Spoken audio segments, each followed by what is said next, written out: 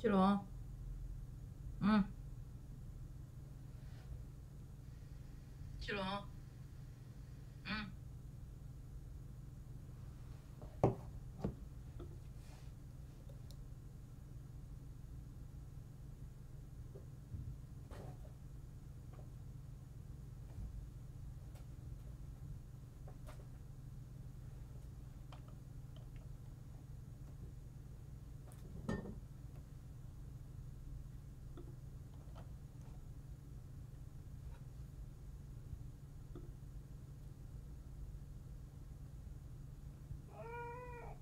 起龙，乖乖，怎么还有尿臭味儿？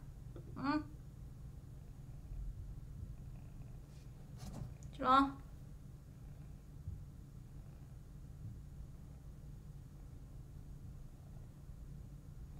，Oh my god，起龙，Oh my god，Oh my god。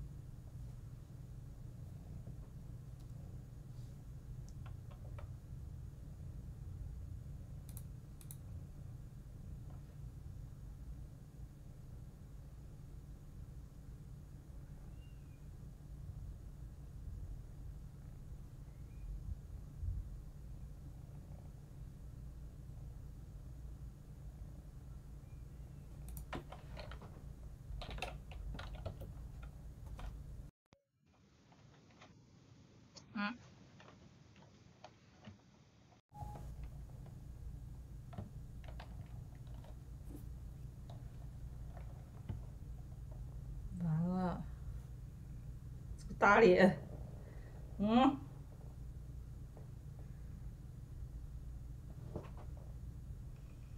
了，龙儿，Oh my god，你给我打的啥东西？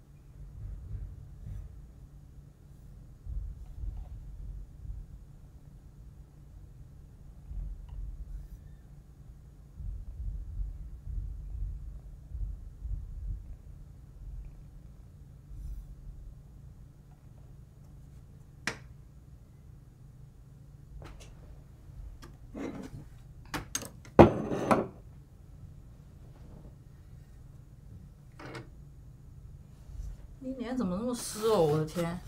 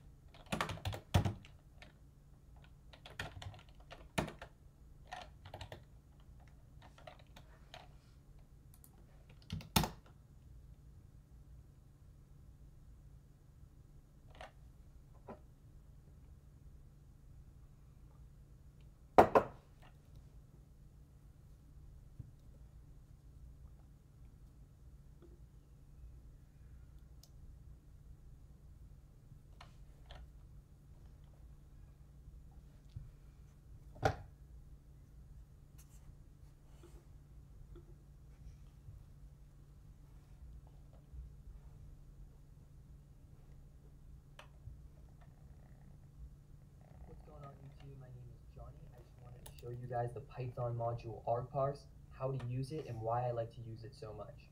So we're going to create a simple program here to calculate the volume of a cylinder. So to do that, we'll import the math package to get pi. We'll create a simple function called cylinder volume. We'll pass in two arguments, radius and height.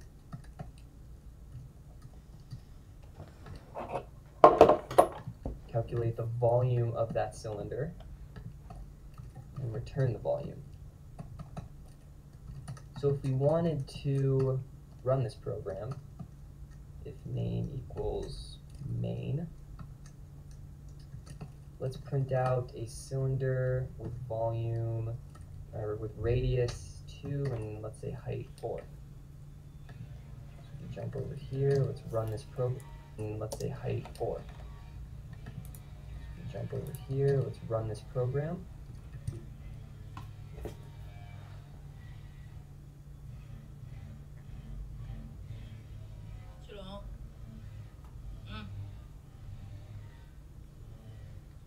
Oh my god.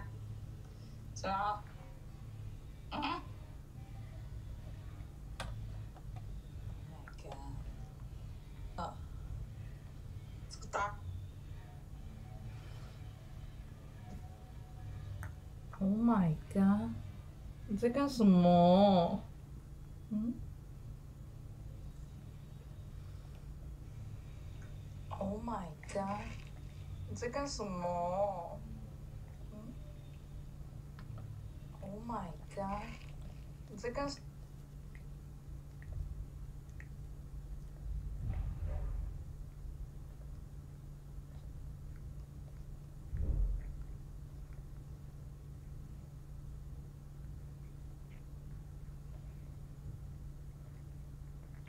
起来，起来。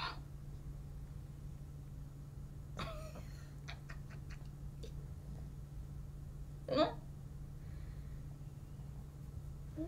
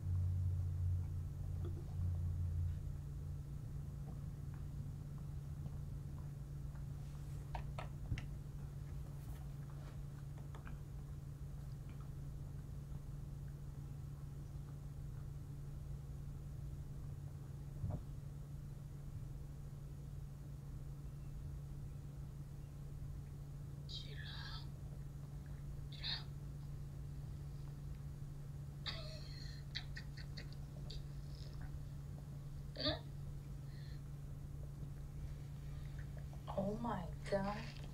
你在干什么？嗯？Oh my！起来！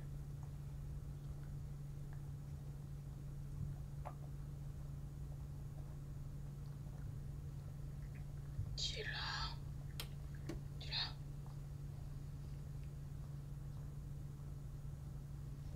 起来！嗯？Oh my god！你在干什么？嗯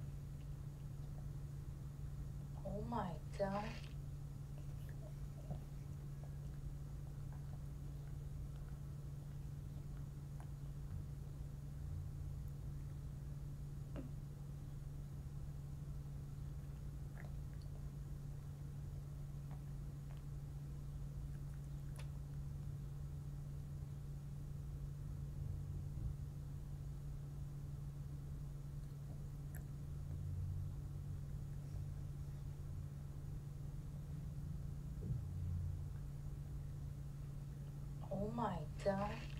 你在干？Oh my！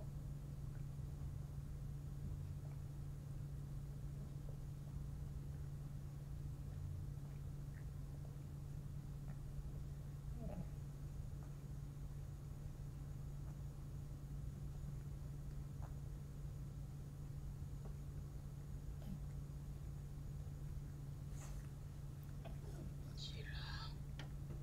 起来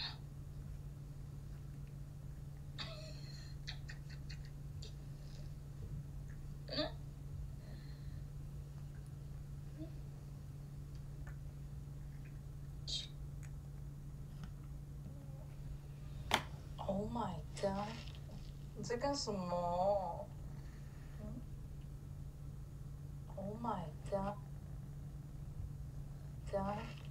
你在干什么？god！你在 Oh my god！Oh my god！你在干什么？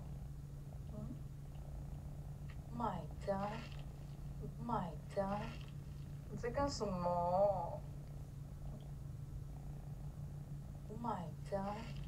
你在干什么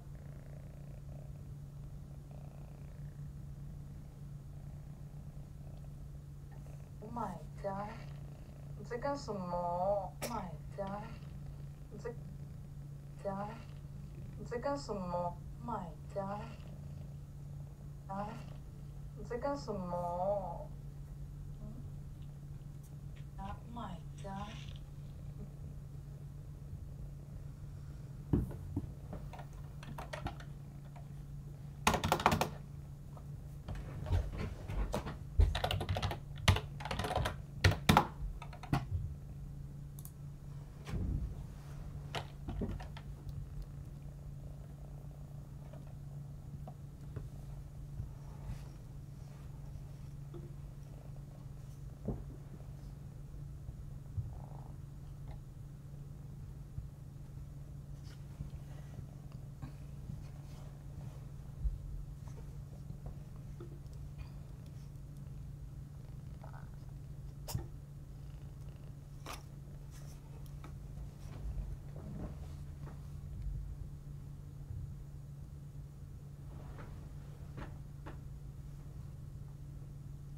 志龙。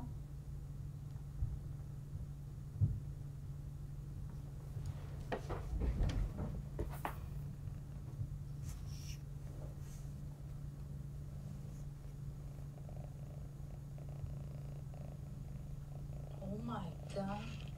你在干什么？嗯？Oh my god！你在干？Oh my god！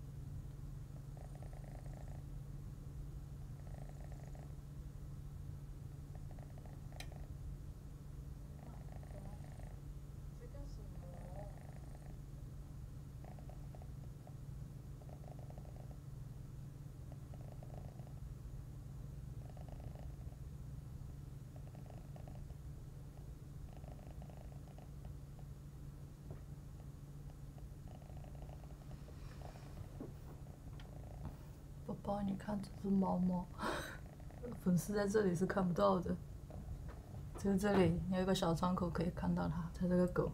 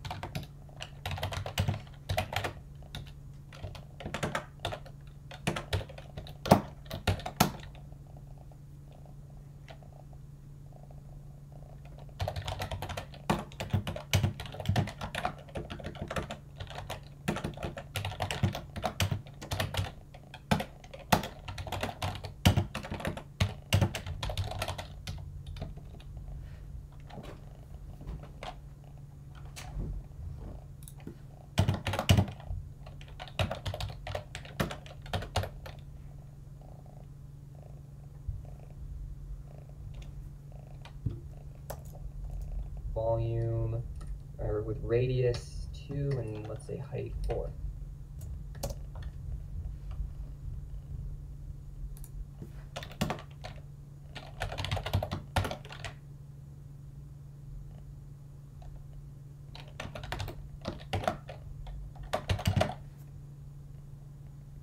So we jump over here.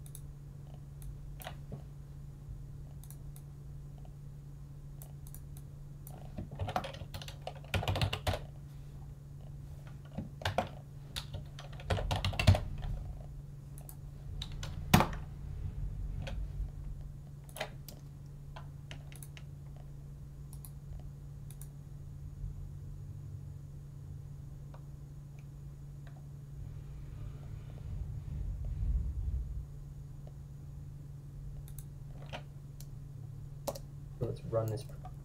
I would say a much better way to do this would be cursor.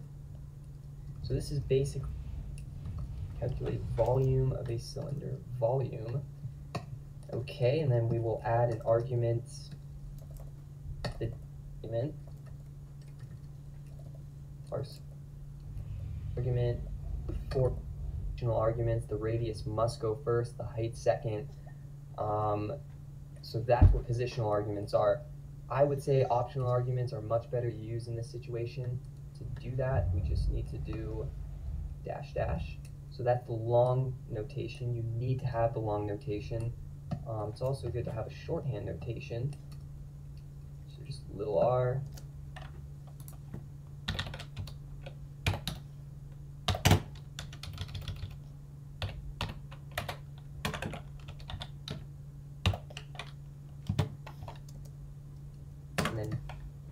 big H because the little h is already reserved for the help flag. So let's try this again. Radius 2, height 4. Alright, so we're getting the same volume. Because these are flags, we can do it in any order we want. You can see we get the same thing there. We go to our help flag. You can see they're now optional arguments. They were positional arguments. So using flags, using optional arguments, really good way to do things. As you can see, the help menu is a little cluttered. I like to clean that up using metavar equals an empty string to clean that way to do things. Arguments. So using flags, using optional arguments, really good way to do things. As you can see, the help menu is a little cluttered. I like to clean that up using metavar equals an empty string.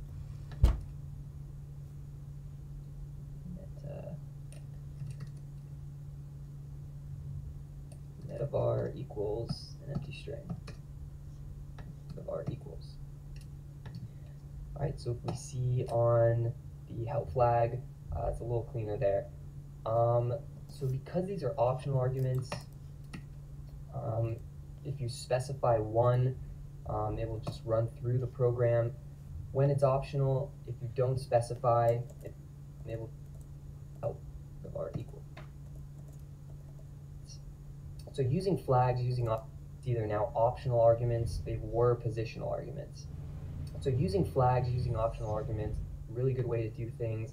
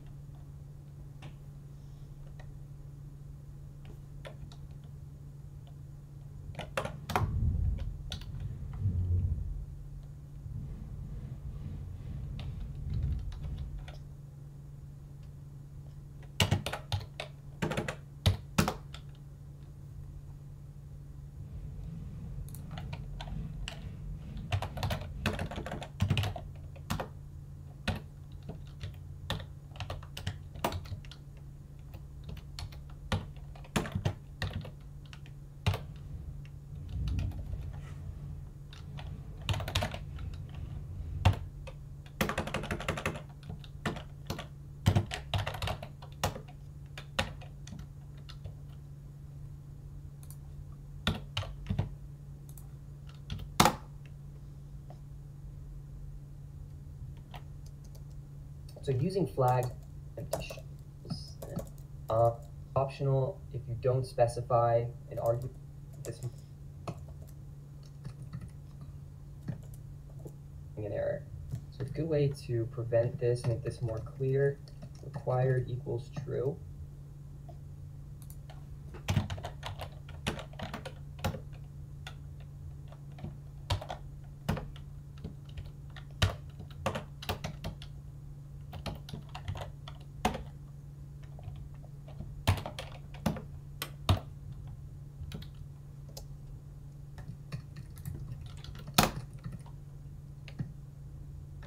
So let's try this here. Alright, so as you can see, argument height is required. Alright, so the last thing I wanted to show you guys are mutually exclusive arguments.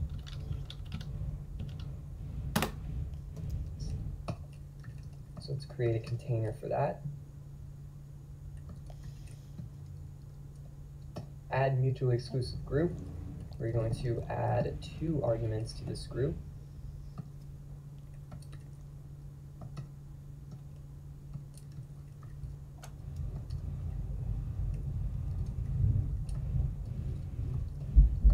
The action is stored true, meaning when you give it an action of store true, the default becomes false, and then when you call this flag, it will be given a value of true. So help print quiet. We're going to do the same thing for a second argument, but we will call this verbose.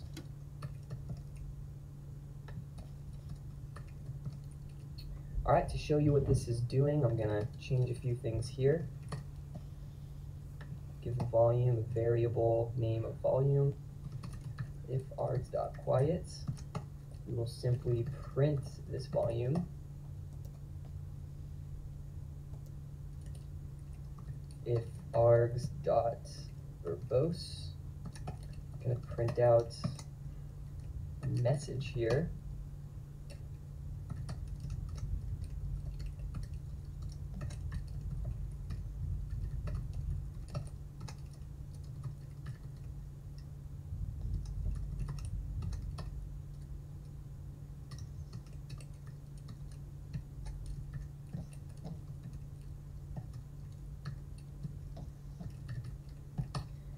Volume, so if it's verbose, we're going to print out volume of the cylinder with radius and height.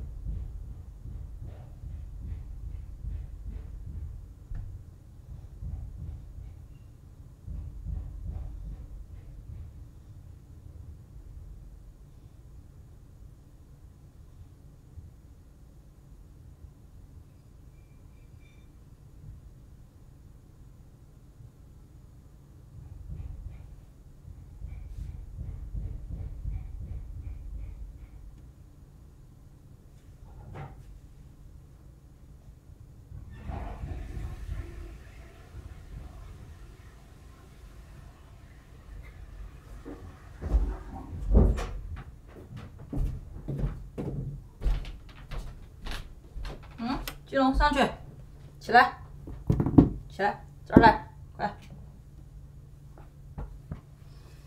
金龙，起来。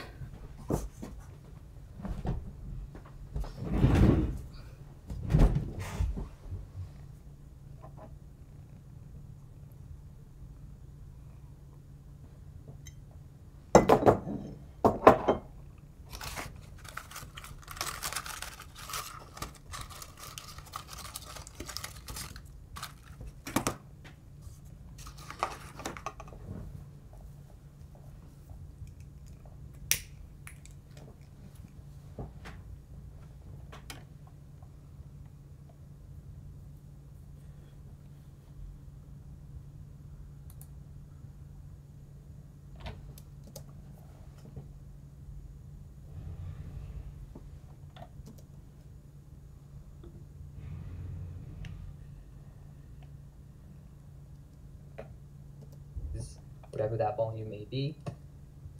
And then, if we don't specify either quiet or verbose, we're going to print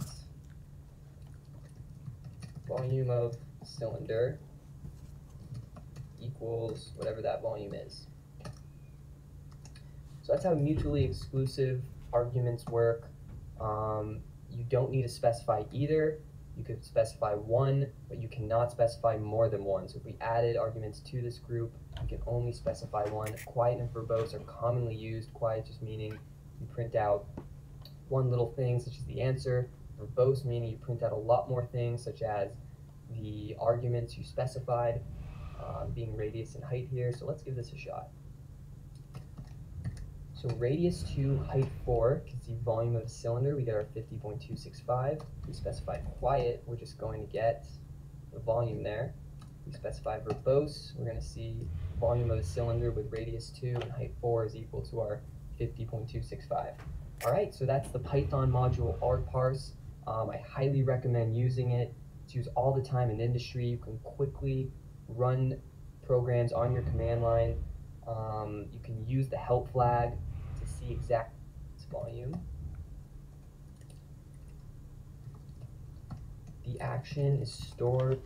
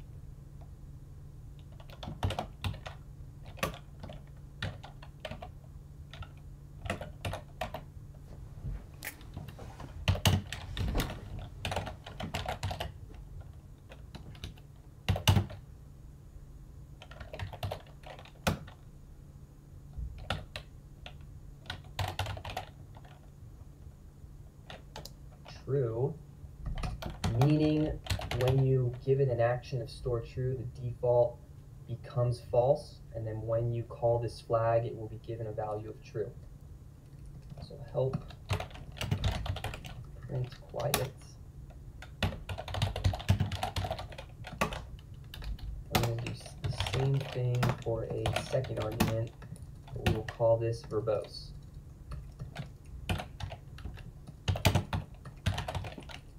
Alright, to show you what the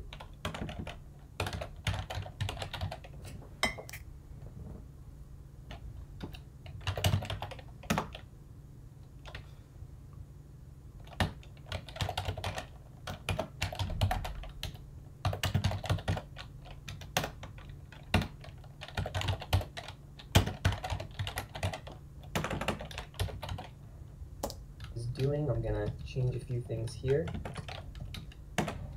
Give the volume a variable name of volume. If args.quiet.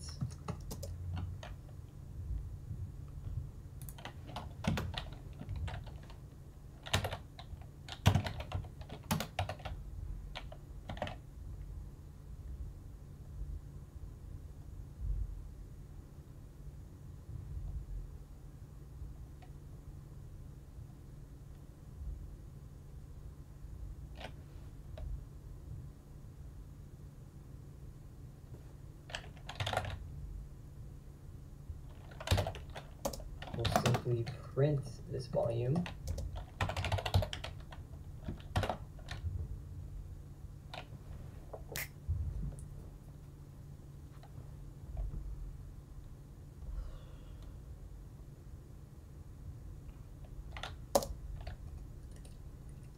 If args.verbose, I'm going to print out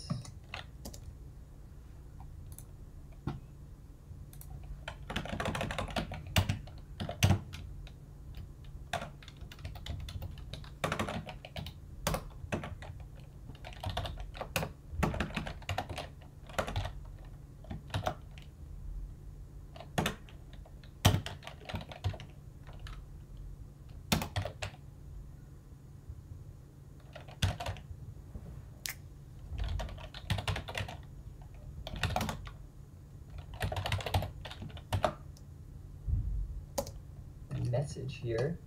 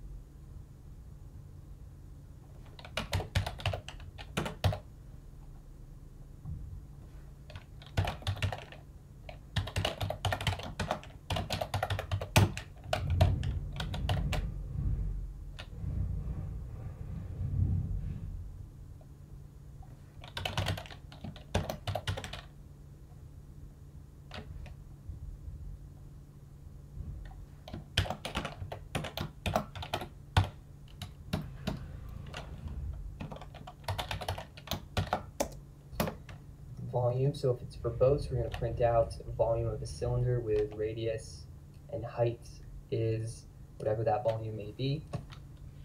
And then if we don't specify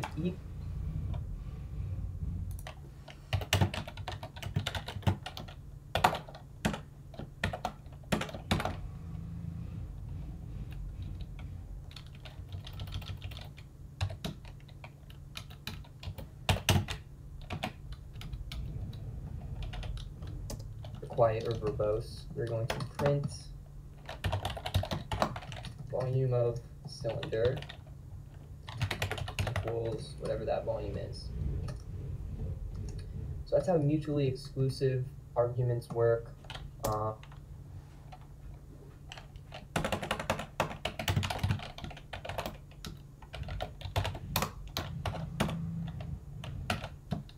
You don't need to specify either. You could specify one. You cannot specify more than one. So if we added arguments to this group, we can only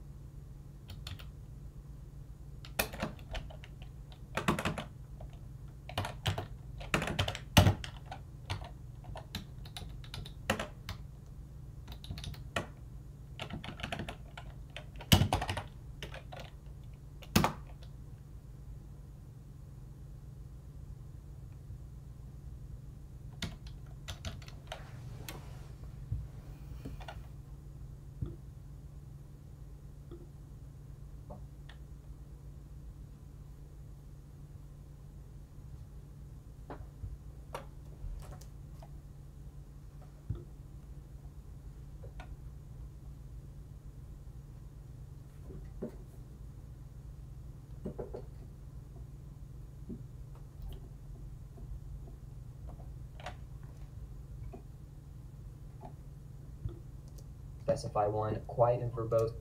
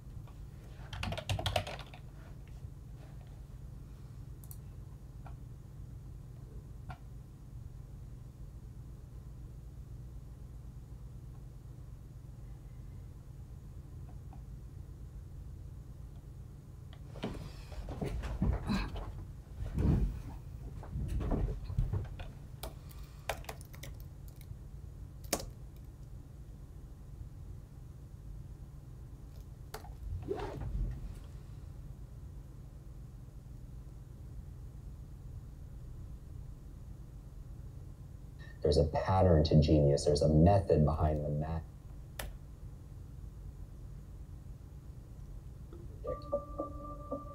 I always tell people my inspiration was my desperation, and I don't do this to impress you. I do this to express to you what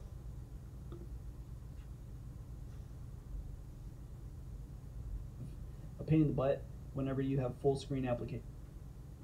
Can disable rendering of the simulation, which I guess both for client and server would be quicker, so you could run things quicker. You don't necessarily have to run in real time. So, okay, next to it or something.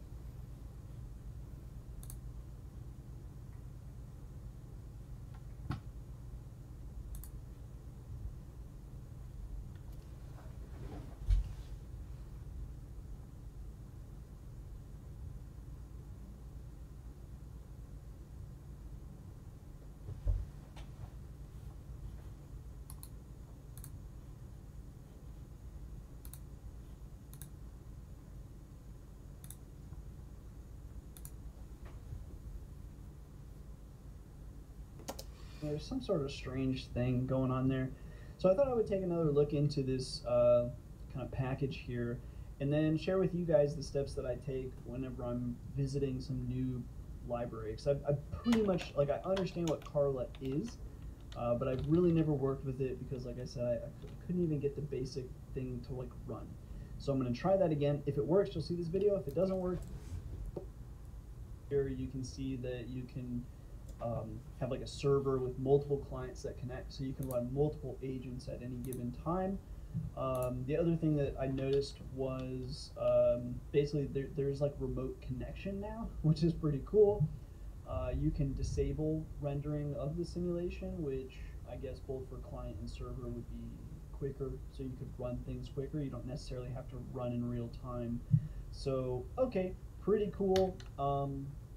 I don't know anything about, I've never used the robot operating system, but that's pretty cool too that they have some sort of bridge there. Like, that's kind of interesting that, you know, you could even test that kind of stuff. So if you wanted to use that with self-driving cars, that's pretty cool too. So They also apparently have some autonomous driving baselines. That's also interesting. I might want to check those out just to see how they do a couple of things, because you definitely want things to be as efficient and clean as possible. So I'll be looking into that. Obviously, for me, I'd like to do self-driving, so I kind of want to poke around and play with all the stuff that they have here.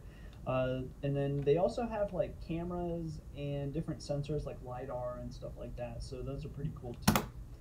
So anyways, let's go ahead and get started. So I click on get started. Just gonna try to make sure this fits to my page here. And at least here they're saying, hey, make sure you're using 9 or greater. Okay, got it. Chickity check. Grab a release. So just as a caveat, this does use Unreal Engine 4. I'm just going to be straight with you guys. I don't know anything about Unreal Engine 4 other than it's a game engine. Okay, I might even be wrong about that. So I know I've done some stuff in the past to run this, so I don't know if they can include all the files from Unreal Engine 4 and that's going to make the game run or something. So like I always try to think, like, do I have things pre-installed that would make things different for me as opposed to people watching this? So I'm actually doing this on my main computer. So I might have some things already here that you don't have. So just keep that in mind. So I'm going to go ahead and click on the latest release. I don't really think I want the nightly build. So from here, the latest stable version is 08. And then all these, that sounds like a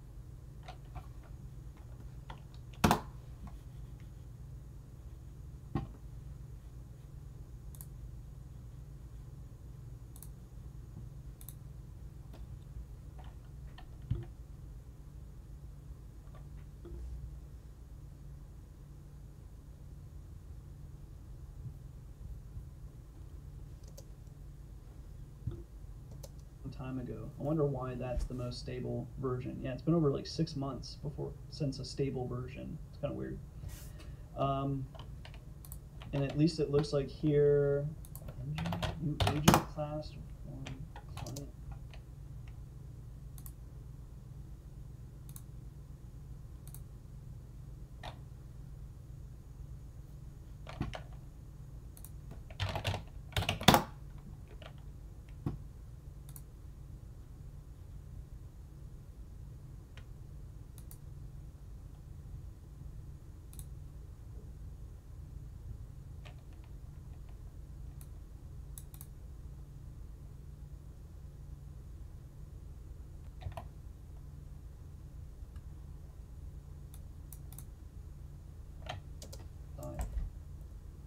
It gave me like one. Anyway, Windows, please. No Windows. I'm pretty sure they have Windows support. I'm trying to use Windows. I know some people are like, why aren't you using Linux? Because I can record in Windows better. Whenever you see me using Linux, I'm usually recording. I'm using Windows still to record because I do my recording and editing on Windows. So it's just easier if I'm on Windows, okay? But I use Linux all the time. Don't worry, I'm okay. I'm gonna survive. So I usually use a virtual machine, but in this case, I don't want to use virtual machines. The VMs are kind of a pain in the butt whenever you have full screen applications. So I really want Windows. Let's see if the Carla Windows here, experimental. Awesome. How about this one? Someone better. Yes. Okay, cool.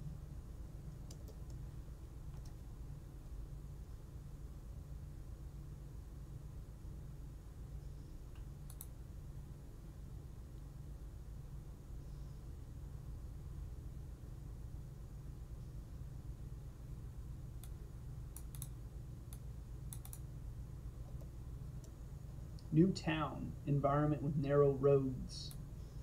Open Drive parser and waypoints API. Cool. Okay, so I'm just going to download this one. If you're on Linux, you can download these other things, and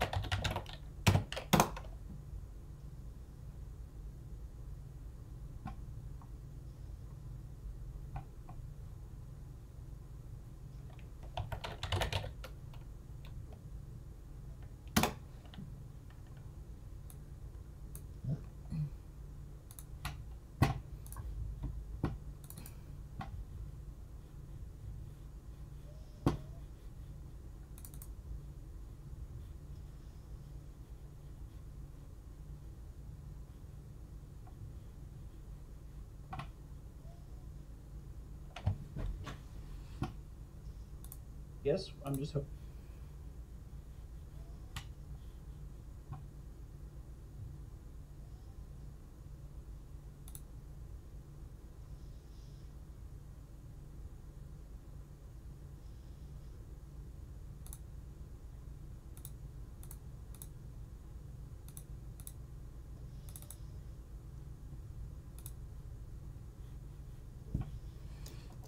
There's the Windows-based towns.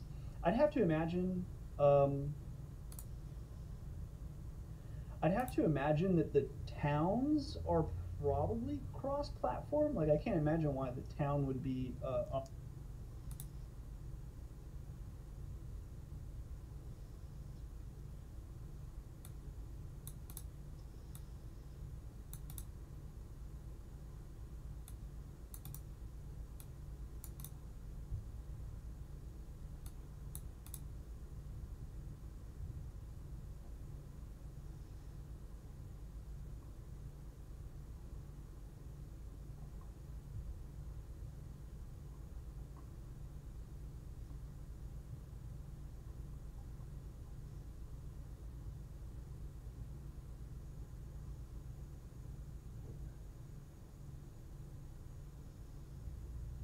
Operating system specific, honestly.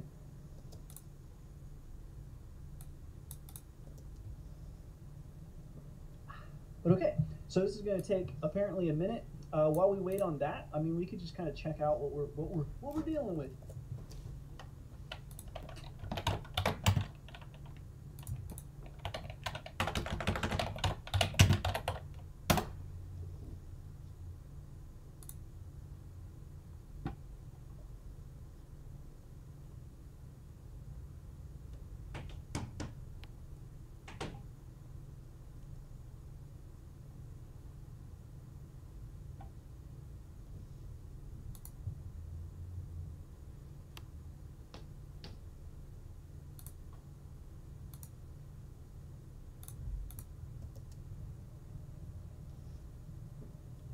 But okay, so this is going to take apparently a minute. While we wait on that, I mean, we could just kind of check out what we're dealing with here. So it looks like we want to have Pygame and NumPy installed. I already have both of those, so make sure you do too. Then to run it, it looks like we just run the exe file.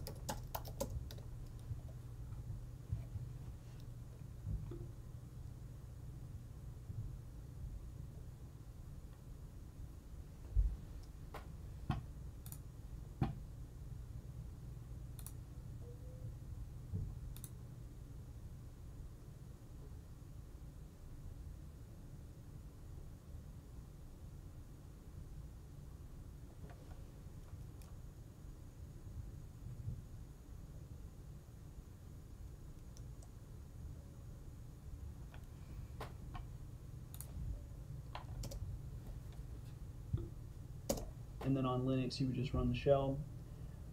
This launches a view over the city. This is the spectator view. So it sounds like yeah, they have more of like a client and server. So then you got the server. I'm guessing this is more like your server view, and then later any other scripts you're going to have will be your client. And I don't know if they're going to show a window or if they're just going to simply like connect in and then you grab stuff from the sensors. I don't really know. We'll find out. Okay, Carla requires these two TCP ports. Make sure if you're having issues, you might need to open those. Cool, got it. Also, Carla, and then the second port is N+1, so you could change it, I guess. Okay, so to add life to the city, we are going to run spawn npc.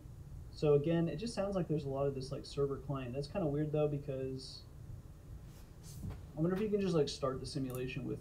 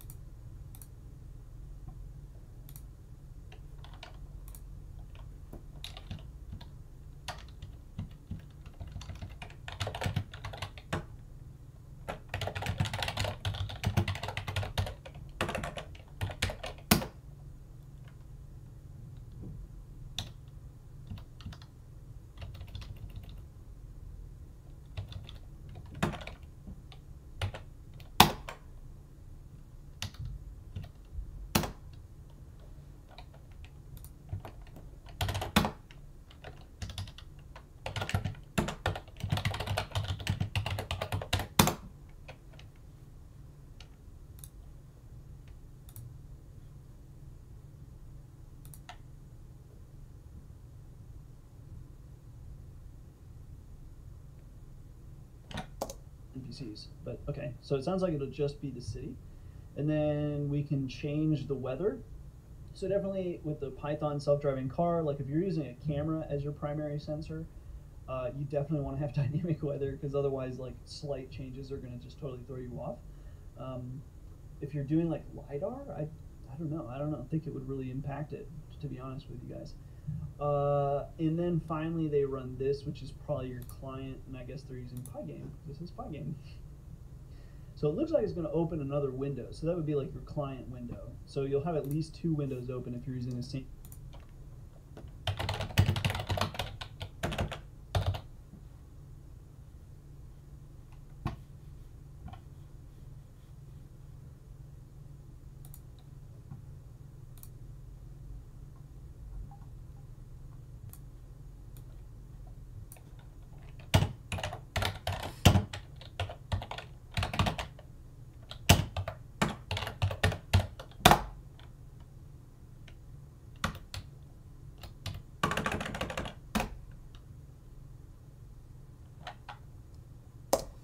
But what's kind of cool is, yeah, you can connect to a server. So Python manual control, and then with the host argument, you can pass in the host IP, which sounds like in the future I could probably host.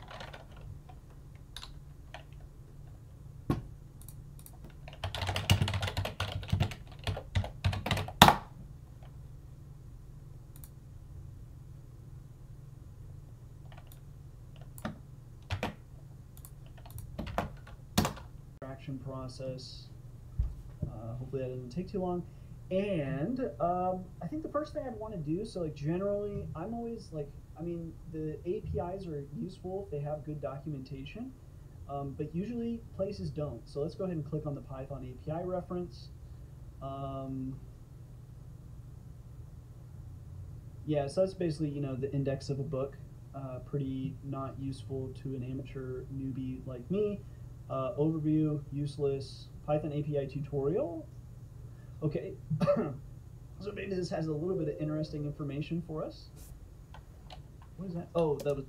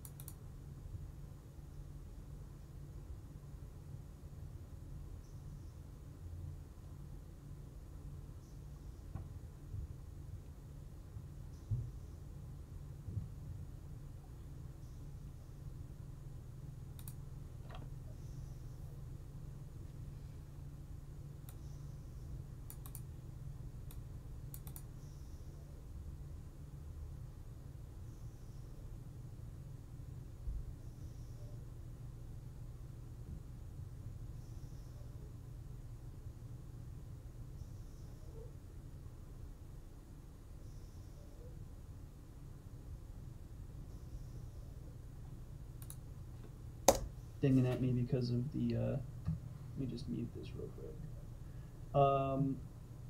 Okay, so we've extracted everything. So now what we can do, I'll probably check out Python API, but first, let me just finish reading what I was reading here. So in this tutorial, blah, blah, blah, SSS, copy that. Okay, so it looks like they're kind of separating out core concepts. I'm gonna guess these are objects. You got actor, blueprint, and world. Actor is anything that plays a role in the simulation. So vehicles, pedestrians, in sensors. A sensor is an actor, okay. Blueprint, before spawning an actor, you need to specify the attributes. We provide a blueprint library with the definitions of all actors available. I don't know if that means like they have defaults, I hope. World represents the currently loaded map.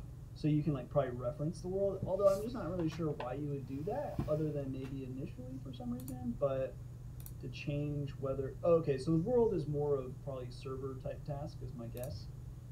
Because I'm thinking probably your actor is what you would reference for like sensor values, right? Because that's basically at the end of the day, we want to move the vehicle based on the vehicle actor based on the sensor actor data. Okay, so, this is starting to look more like the raw code. So the first thing I want to do is test out those initial commands that we had. Okay, so the first thing we need to do is run lovely. We do have the exe, fantastic. So like, for example, UE4, like do binaries and content and then engine binaries. So maybe you don't have to install Unreal Engine 4. I don't know. I'm sorry. I'm an idiot. Okay. So far, so good.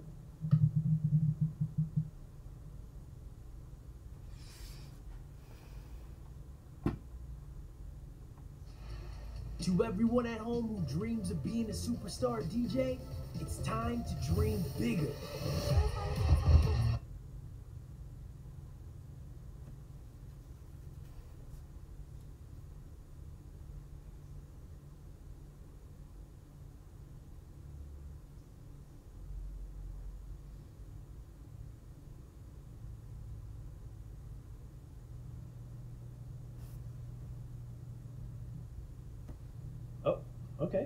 Okay. My GPU is starting to make some noise. Let me move this over as much as I can anyway. You can't really see the full screen, but that should be good enough for demo purposes. Maybe at some point I'll fix that. Okay, looks a little lonely in this city. Some sort of evacuation has taken place. Okay, we can use our WASD keys to move around. We are flying. Okay, yeah, there's definitely nobody here, but I think that was what was to be expected because apparently we have to load in the NPCs. So, let's go here. Spawn NPC 80. Python spawn NPC.py. I am an expert Python programmer, and I know that's not going to work here. I'm going to guess maybe they're in Python API. Carla, maybe? No. Agents? No, probably not. No. Back it up. Let's go into examples. Let me move this over to manual control steering wheel. Hold on. Sorry, I'm getting sidetracked, but I gotta see it.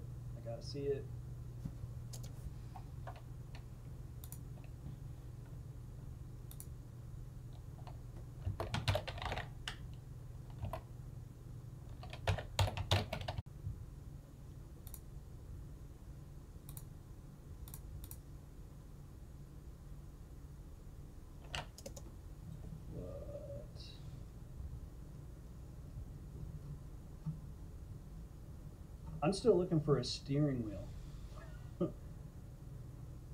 What does that mean? I must have scrolled by it. Anyway, I'm curious to know, can I plug in a steering wheel? Someone answer that for me.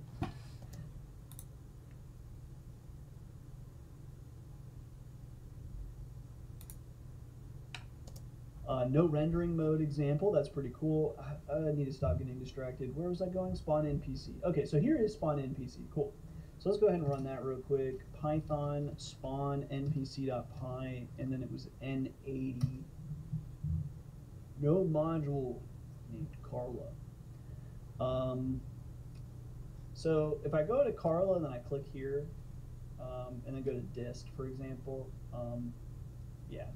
So it is here. Oh, okay. So the problem is here, it's looking for Python 3, like this is for Python 3.7, and for me, Python corresponds to 3.6. So, so let me just try that real quick. So let's just say py-37 spawn npc.py n80. See if that works. 80 vehicles, cool. Okay, so that does work. And I guess they're probably using a directory change. Let me just check that real quick. Spawn npc, openwiz, sublime. Yeah, right. Yep, right here. Cool. Okay. So then, yeah, it looks for the specific version of Python that we're using. That's why I couldn't find it. So that's pretty impressive. They are already updated to 3.7. Cool, very good. And we have cars. Very cool. I believe at this point I'm already further than I've ever been with Carla, because I couldn't get this far. Cool, that's awesome. Okay, I want more cars. What happens here? Control C to exit. Oh dear. The whole thing just crashed because I left my NPCs. Okay, fine. I can deal with that. Let's just run it again. That's funny. Get up there. Get up there.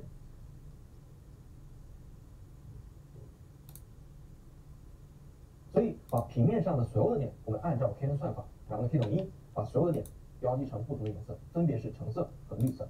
那这个时候呢，我们会得到右边的这种图。所以在这幅图里面，是不是很清楚可以看到角色边界呢？也就是这两种颜色之间的这个地带，就是它们的角色边界。所以是这么找出来的。所以最终它的角色边界呢，长得是这样的。这就是 KNN 的角色边界。所以 Cool. There goes my GPU. You can hear it. It's crying a little bit, which is funny because this does not appear to be a GPU intensive thing, but apparently it is. That's why those AAA titles get paid the big bucks. Okay, so, and just for the record, I could not do any better. I would do way worse. I would write the most inefficient games possible. Okay, so 80 was too few. I'm going to do, oh, you can't see it. I'm going to do 250 NPCs. I think that's enough. Oh. But could only find 200 spawn points. So I wonder if I run it again, though. That's a lot of cars, though. It would be hard to drive in this as it is. But I'm curious. Oops. Python API examples. This really is my methodology. Spawn NPC and let's just do. I'm so used to 80. Let's just do another. Let's see if we can get away with 80. I guess. See what happens. Can we do spawned? Because collision at the spawn location. But otherwise, we got some more. Ah, yes. Beautiful. That's pretty cool. I'm having way too much fun spawning NPCs. Okay, what were the other commands?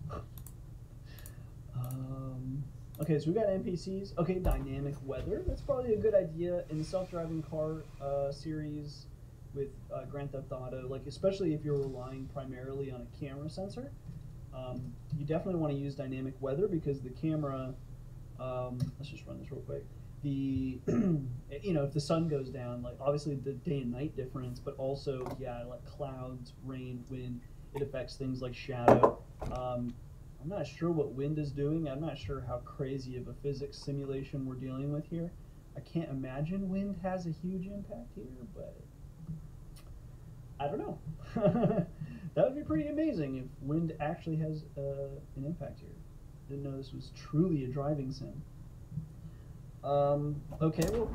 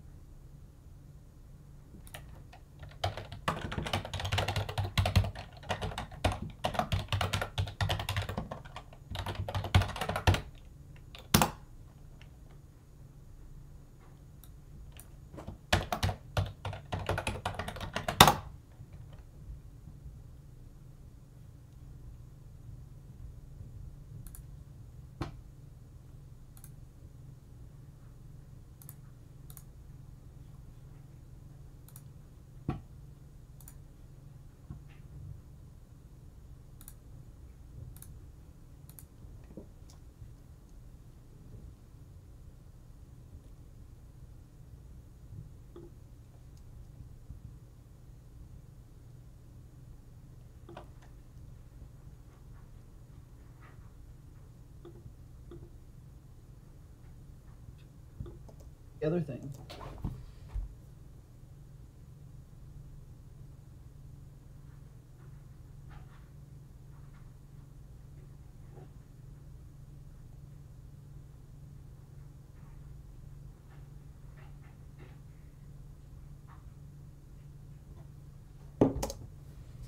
Oh, manual control.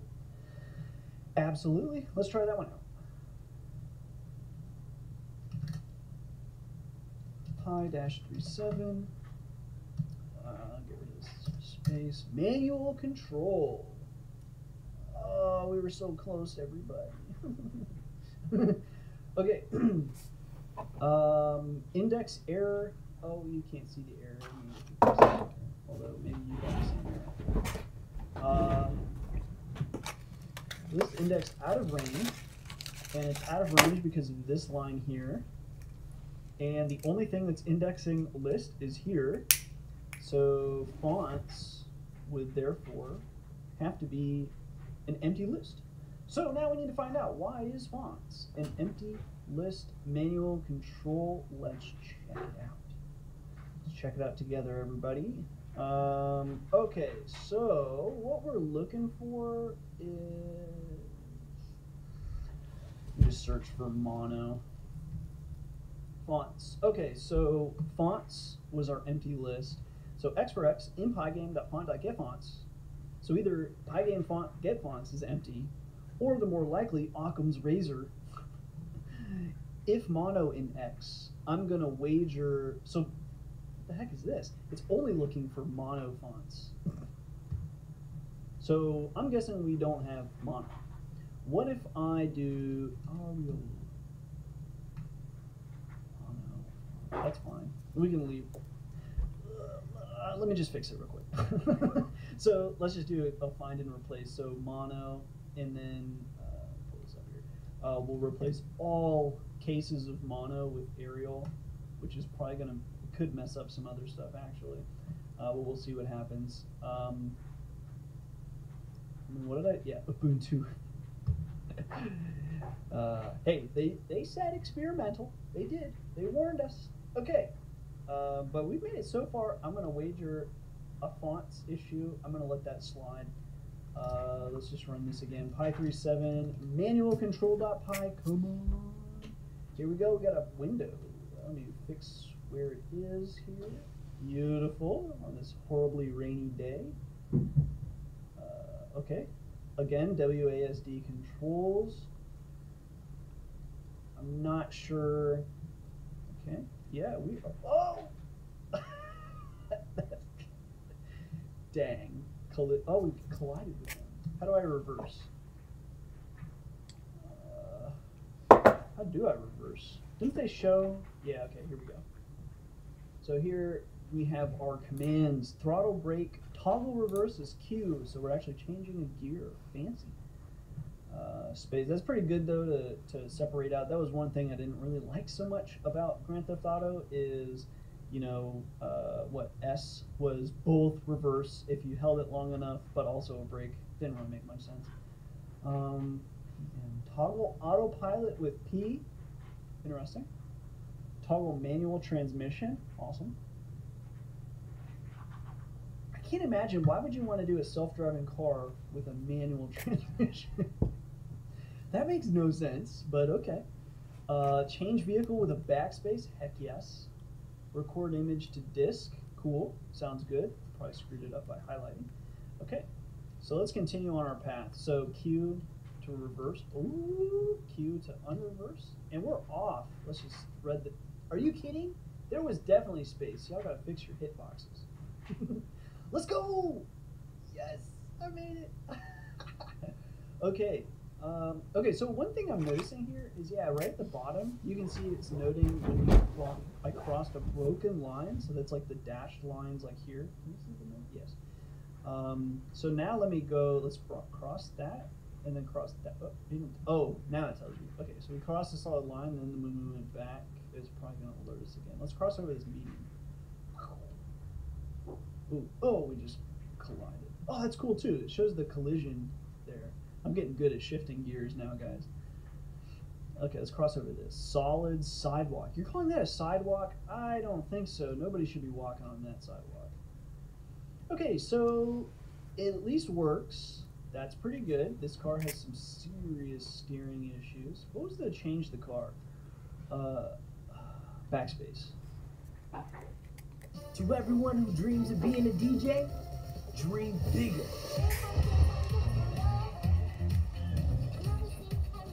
With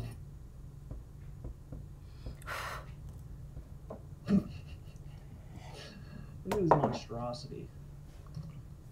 Carla Cola. Nice. Ooh, that's not a car. A bicycle. I'm in gear 2. This is crazy. Okay, so there's lots of cars, apparently, that we... Oh, bicycle again? Lots of cars and bicycles, apparently. Ooh, a Ford Mustang. This has some get up and go as well. Wish this had noise, like sound, but I don't think it does.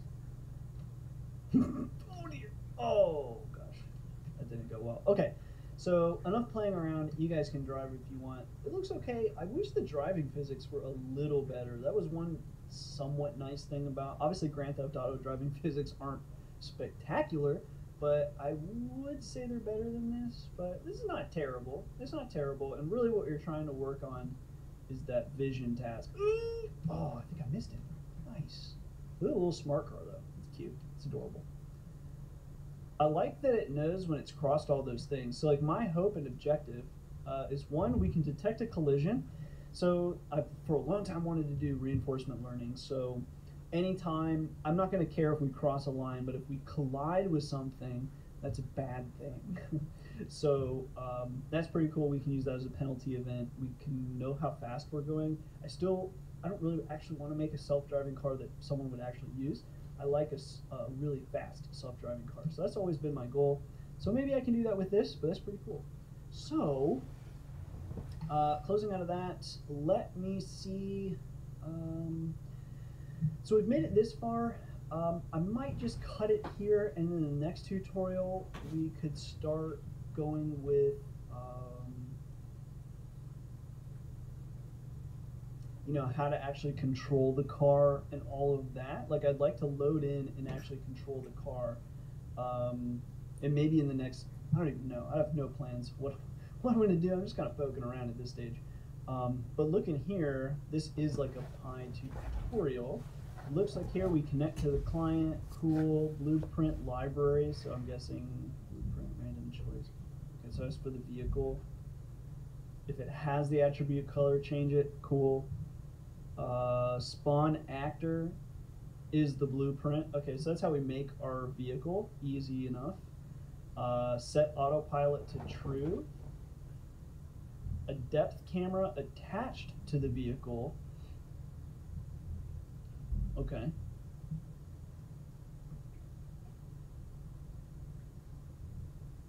Select the location we gave to the vehicle. I don't know what that's about. And then here we're adding NPCs to the city. Okay. Cool. So let me just run that tutorial example. MD pi-37. What was that? Tutorial.py. So it created all those vehicles.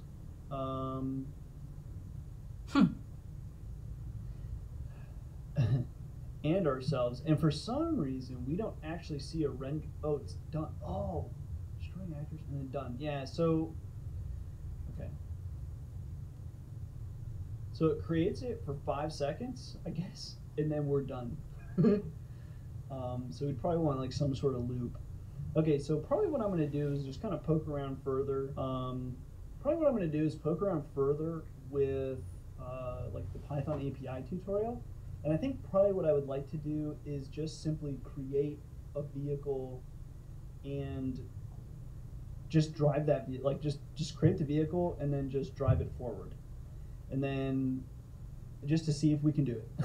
And then we want to get the sensor data and probably just have like a hood camera. There are other sensors like LiDAR and stuff like that, and maybe later we can use those, but for now, I just really want that hood camera. So I think what I'm going to do is I'm just going to start with tutorial.py, kind of dumb it down, So for example, I would just get rid of the creation of all the other vehicles and just have our one car. That way, because apparently that only spawned our city, which is this, but I think the city is dead now. Like, I don't think anything's running. It's also kind of blurry. I'm not really sure why that's happening. Anyway, I think nothing's actually happening there. So, so I just want to spawn the one car and let's just have it drive forward and make sure we can control the car. And then from there, what I'd like to do is try to do some sort of reinforcement learning situation. So that's what we'll do in the next video. If you've got questions, comments, concerns, whatever, you know the deal. Feel free to leave them below. Shouts out to my most recent, or actually not my most recent, these are long-term channel members, 4, 5, and 6 months. We've got Eric Gomez, Robo, AJ Kumar, Payman Sayadi. This is OutSystems, the most complete full-stack application development platform for professional developers. What's going on, everybody, and welcome to part 2 of the Carla self-driving car, likely with reinforcement learning series. In this video, we're going to just carry on with what we were doing. In the last video, we just made sure Carla was working, connections were being made, scripts were running, and now what we want to do is actually start working on our own Python code. So my goal for this series is to use reinforcement learning to train a self-driving car. Now, in order to do that, like any big problem, we have to break this problem down into little itty-bitty chunks. So the next small chunk that we need to be able to do is we need to be able to figure out how to spawn this car in the environment, how to control this car in the environment, and then how to get sensory data back from that car. We need basically like at least to start 2 types of sensor data. The first is like a hood camera, basically, so just like some sort of forward-facing camera. And then we also need to sense whenever that car has been in an accident. So to do reinforcement learning, pretty much all we want to do is drive around. If we get in a collision, that's bad. If we drive around at decent pace, that's good. Cool, done. So this isn't going to be it's going to be like the self-driving car in Grand Theft Auto. I'm not actually going to try to honor road rules or speed limits or anything. If anything, I just find it much more entertaining to watch a car drive really, really fast. So take note, if you want later, you can add more rules in how you just determine that reward function, and you can get the car to do whatever you want it to do. So anyway, what we're going to do here is figure out how do we actually interface with Carla using Python. So if you go to the Get Started bit and scroll down to the Python API tutorial, we've been on this page briefly in the previous video, if I recall correctly. It's been a while for me, it's probably just a few moments ago for you, but so be it. And we basically, don't forget, we've got actor, blueprint, world, actor. This is both your vehicle, other vehicles, pedestrian of those actors, so the vehicle, pedestrian, sensors. And then world, this is your environment, basically the server. We need to connect, set a timeout, this way we don't end up hanging forever and ever and ever. We grab the world. Once we have that information, basically these will be your first few lines of code every time, as well as this one. You're pretty much going to always reference the blueprint library. And then here right away we have at least this one sensor, right? This is for your collision sensor, which we will definitely be using. And then this basically is going to show you maybe how to attach that sensor. I don't really see it here.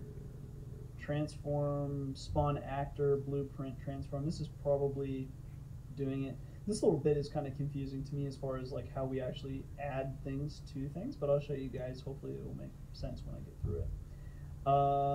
Okay, so I think we're ready to rumble. What I'm going to do is we can leave this up for reference, I think. And what I'd like to do is I'm going to write everything in that examples directory. If you want, you can move, what would it be, Carla and dist. Yeah. You can move this into your site packages of Python 3.7 and import it. You could do that. I'm just going to keep it nice and simple and just keep it in the same package here. So what I'm going to do is just take like any one of these files. I'm just going to copy pasta just so we can not write a few lines. And we'll call this tutorial video 2. What a great name. and then we will open in Sublime Text. Move this aside, and now we are ready. Cool. So what I'm going to do is basically delete everything from there to here, and then import Carla. That's fine, and then everything else I'm just going to delete from the script. Basically, I just didn't want to write that like little this bit. It just changes that system path so we can import that Carla egg. Easy enough. So now what I want to do is begin talking about some fundamentals.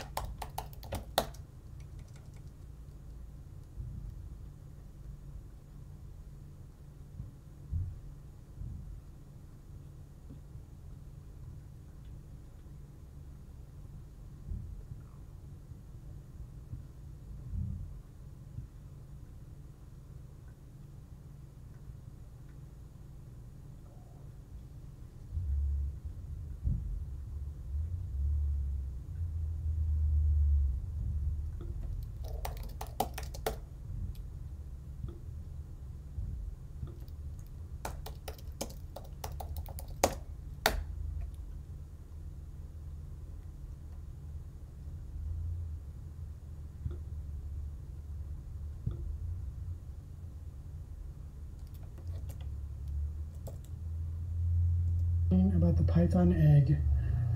Python eggs are an older distribution format for Python. The new format is called a Python wheel, which we'll look at in our next video. An egg file is basically a zip file with a different extension. Python can import directly from an egg. You will need the setup tools package to work with eggs. Setup tools is the original mainstream method of downloading and installing Python packages from PyPy and other sources via the command line, kind of like apt-get for Python, or pip for that matter. There was a fork of setup tools called distribute that was eventually merged back into setup tools. I only mention this because you may see references to that fork if you do much reading about Python eggs outside of this video series. I'm also bringing up the egg because you'll still find the egg format occasionally on PyPy and you need to know how to interact with it.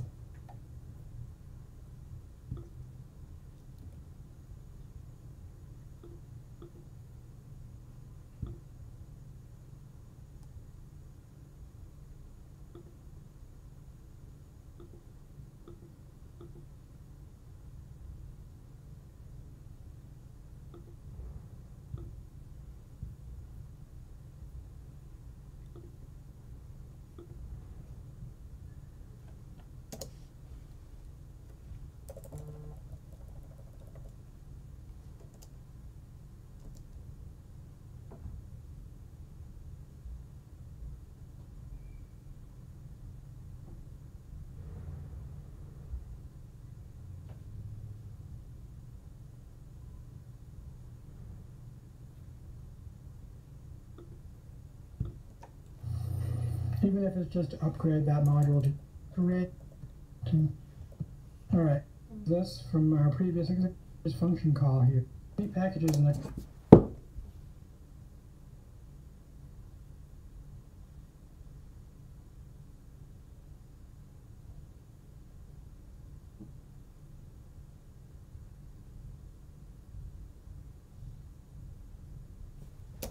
directory and add them a package.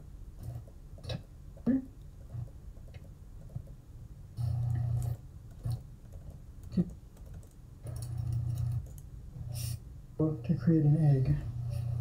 Let's give it a try. Package your egg. And that we have a find packages function call here. Now the find packages function will automatically look for any packages in the current directory and add them to your egg. So if we go back to our directory, you notice that I have a copy of our mymath folder in here, which is actually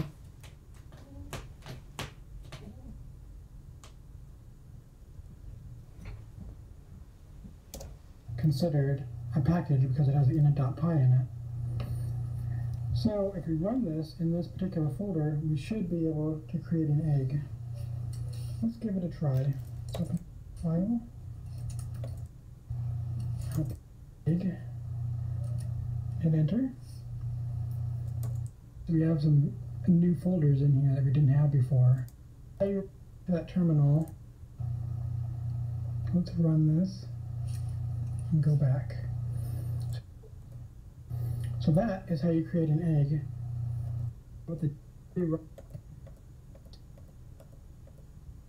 And then we can open it. And on inside of that, you'll see that it has the MyMath folder and all of your stuff in it. So that zip folder is working correctly. I think it's unzipping is what it's doing on my program. An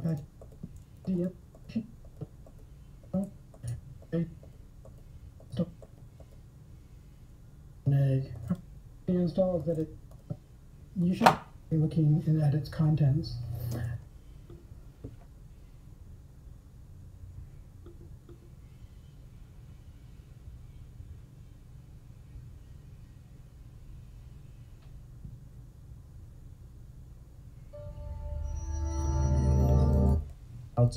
Which basically means interpreter.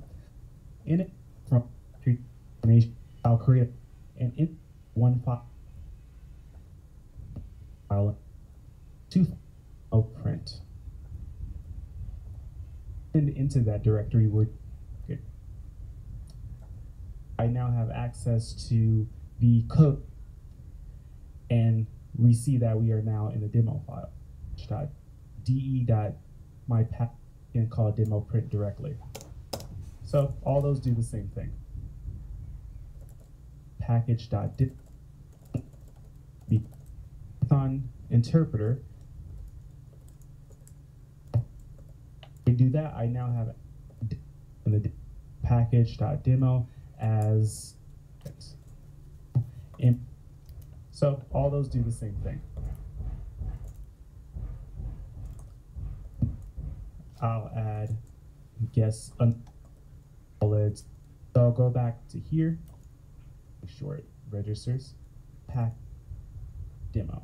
And let me just add a functioning.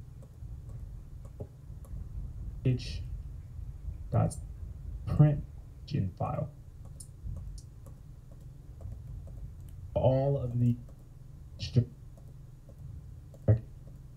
questions about using packages in Python, just leave a comment down below and I'll get to it. If you like this video, please give me a thumbs up. And if you haven't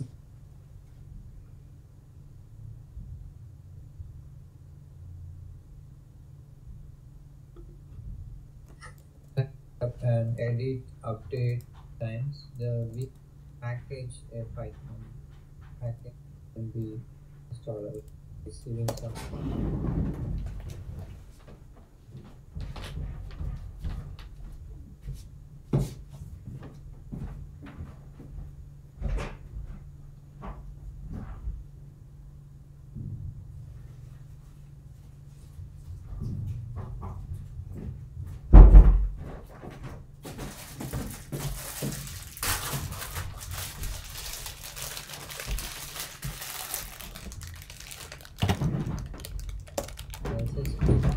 But we may have different kinds of versions, so we got to register these types. So this shows you how to do that.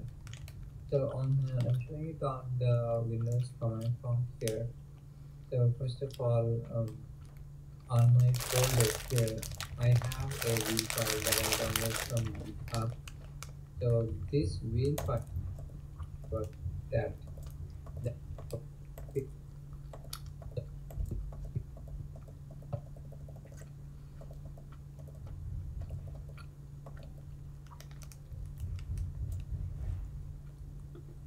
So let's take the file name from the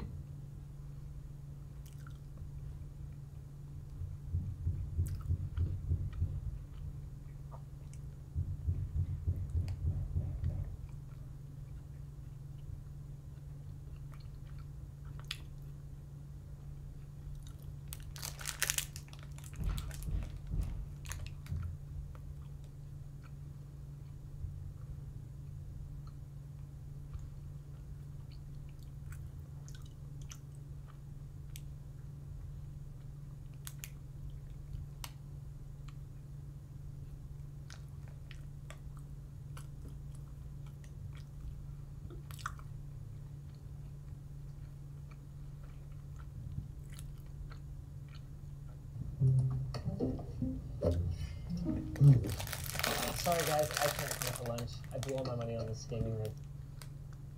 Dear friends, so this will show us how to create Python.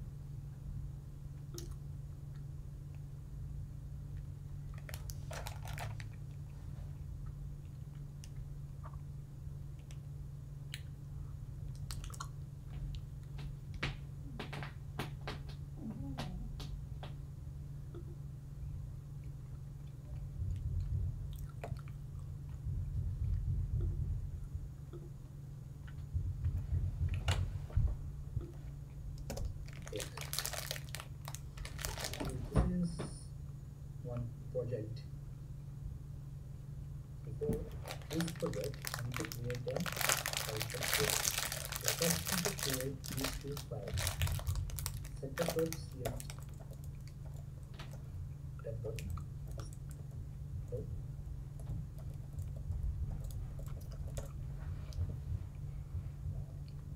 See here import setup tools. You need to install Python.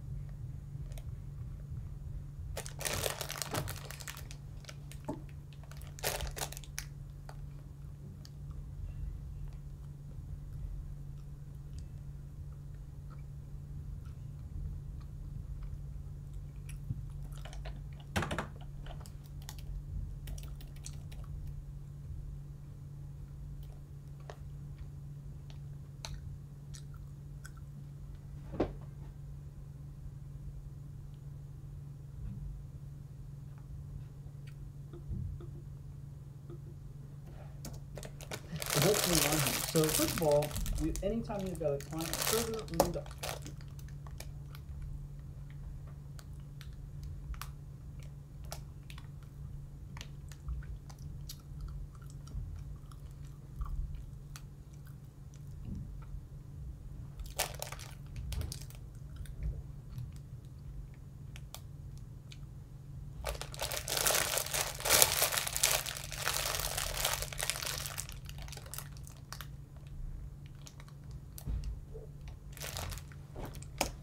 probably clean up what we're doing. So the first order of business that we're going to attend to is going to be, we're going to have this actor underscore list, and that'll be an empty list. And then what we're going to do is attempt to basically do our connection to the server, all that fun stuff. And then when we're all done, we need to clean up.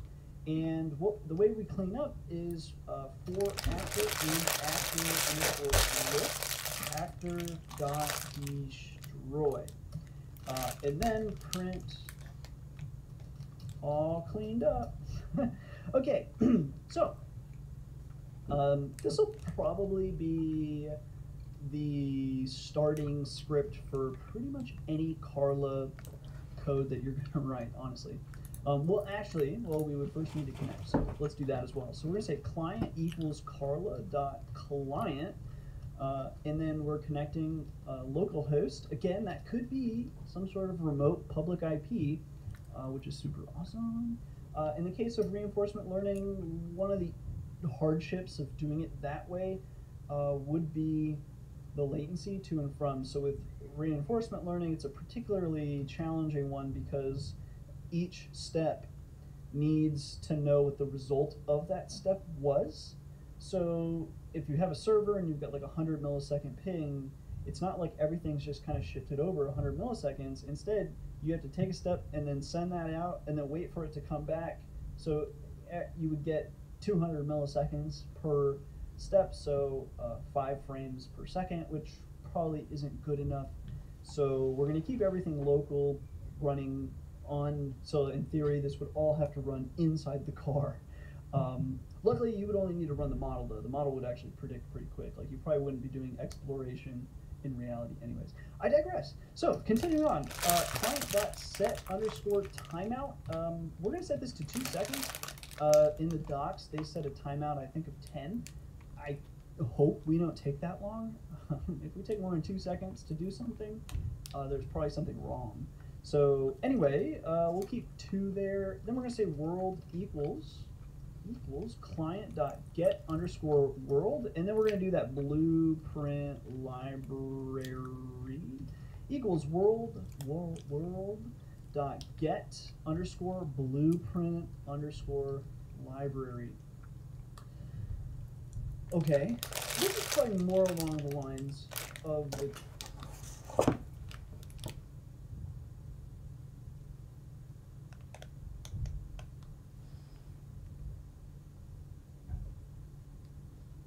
去喽。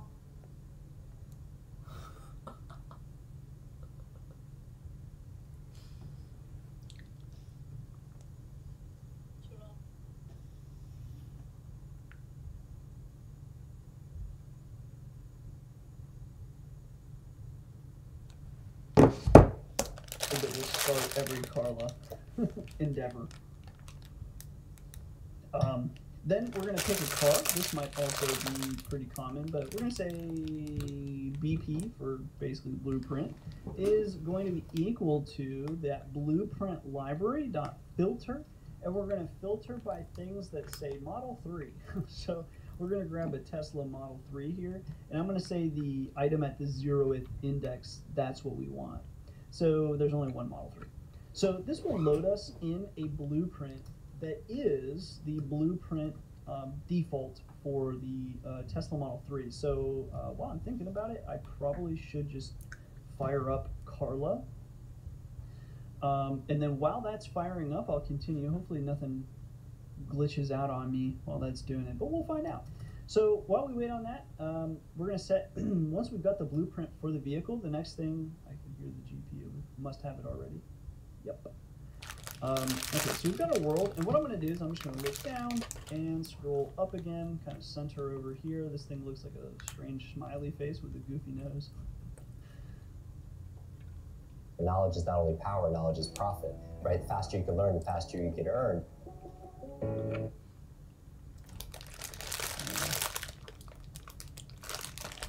I wish I could scroll out a little quicker, but anyway. This way, when we do spawn a car, we'll be able to actually see it in the environment. That's good enough. The only place the car could spawn and we don't see it is if it spawns in this like tunnel area. So, cool. All right, now, okay, coming over here, basically, we've got blueprint. Okay, so what we want to do is if we spawn a car, we want to actually, to do that, we need to spawn it somewhere. So we're going to say spawn point equals, we're going to use random.choice, and we have not yet imported random, so let's go ahead and import random, and come back down here. Spawn point equals random.choice for world.get_map.get_spawn_points. So get spawn points has, I believe, like 200 spawn points that we can choose from. So we're just choosing randomly one of those spawn points, and at least one is in the tunnel. So just take note. Sometimes you won't see it, but that's okay. Again, we're going to only look down upon our world here a handful of times before we're done looking at it this way, except for debugging purposes only. So, okay, so once we've got the spawn point, what we want to do is we want to say our vehicle is equal to world.spawn_actor.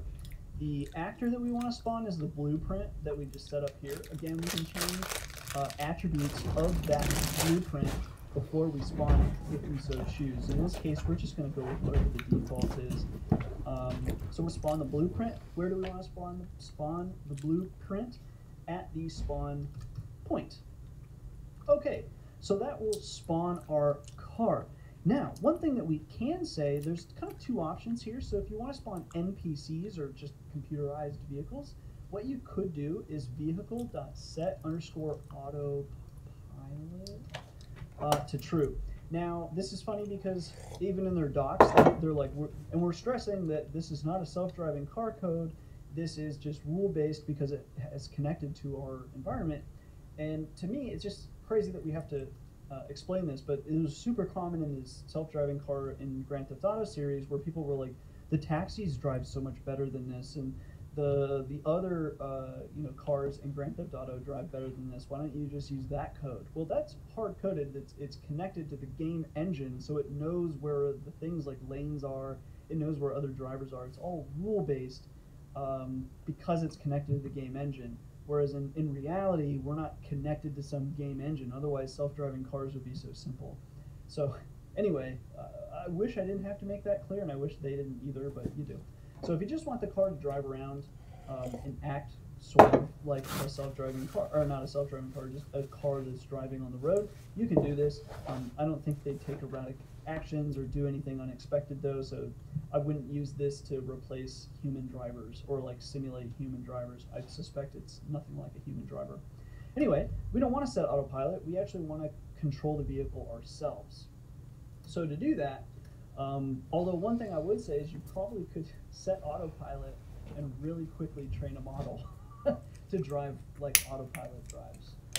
We could do that. Again, I don't want to do that because it just happens to be the case that we have access to the game engine. I don't really necessarily want to train it that way, but you probably could. Anyway, vehicle set autopilot. Okay.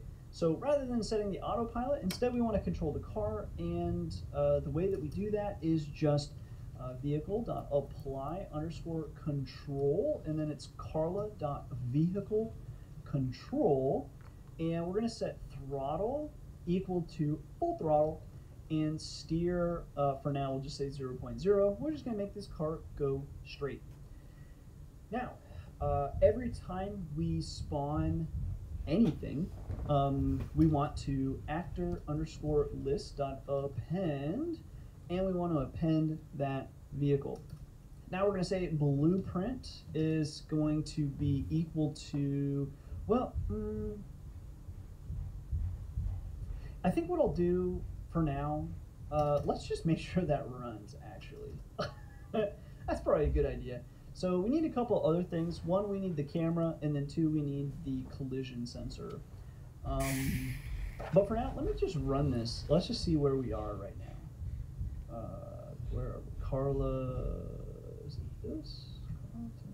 Yeah, okay. What do we call it? Tutorial via, yeah, okay, so pi-37 tutorial video 2.pi, and what I'll do is I'll put this over here. Pull up the environment. You can't see the whole thing. I just know the car's gonna spawn where you like can't see it in your view. We're really just missing the bottom though. I'm gonna laugh if that's where it spawns, but let's just spawn it, see what happens. Oh wow. Oh, okay. It cleaned up immediately because we didn't do it. Like we just spawned the vehicle, got rid of the vehicle, and everything happened so fast we didn't even see it. So let's sleep for 5 seconds. try that again. Okay, let's go over here. Oh, darn it. What an amateur. Okay, import time. Import time, save that, come back over here, rerun it, pop over here. I actually did not see the car. I believe it was there. Let's see here. Let's try again.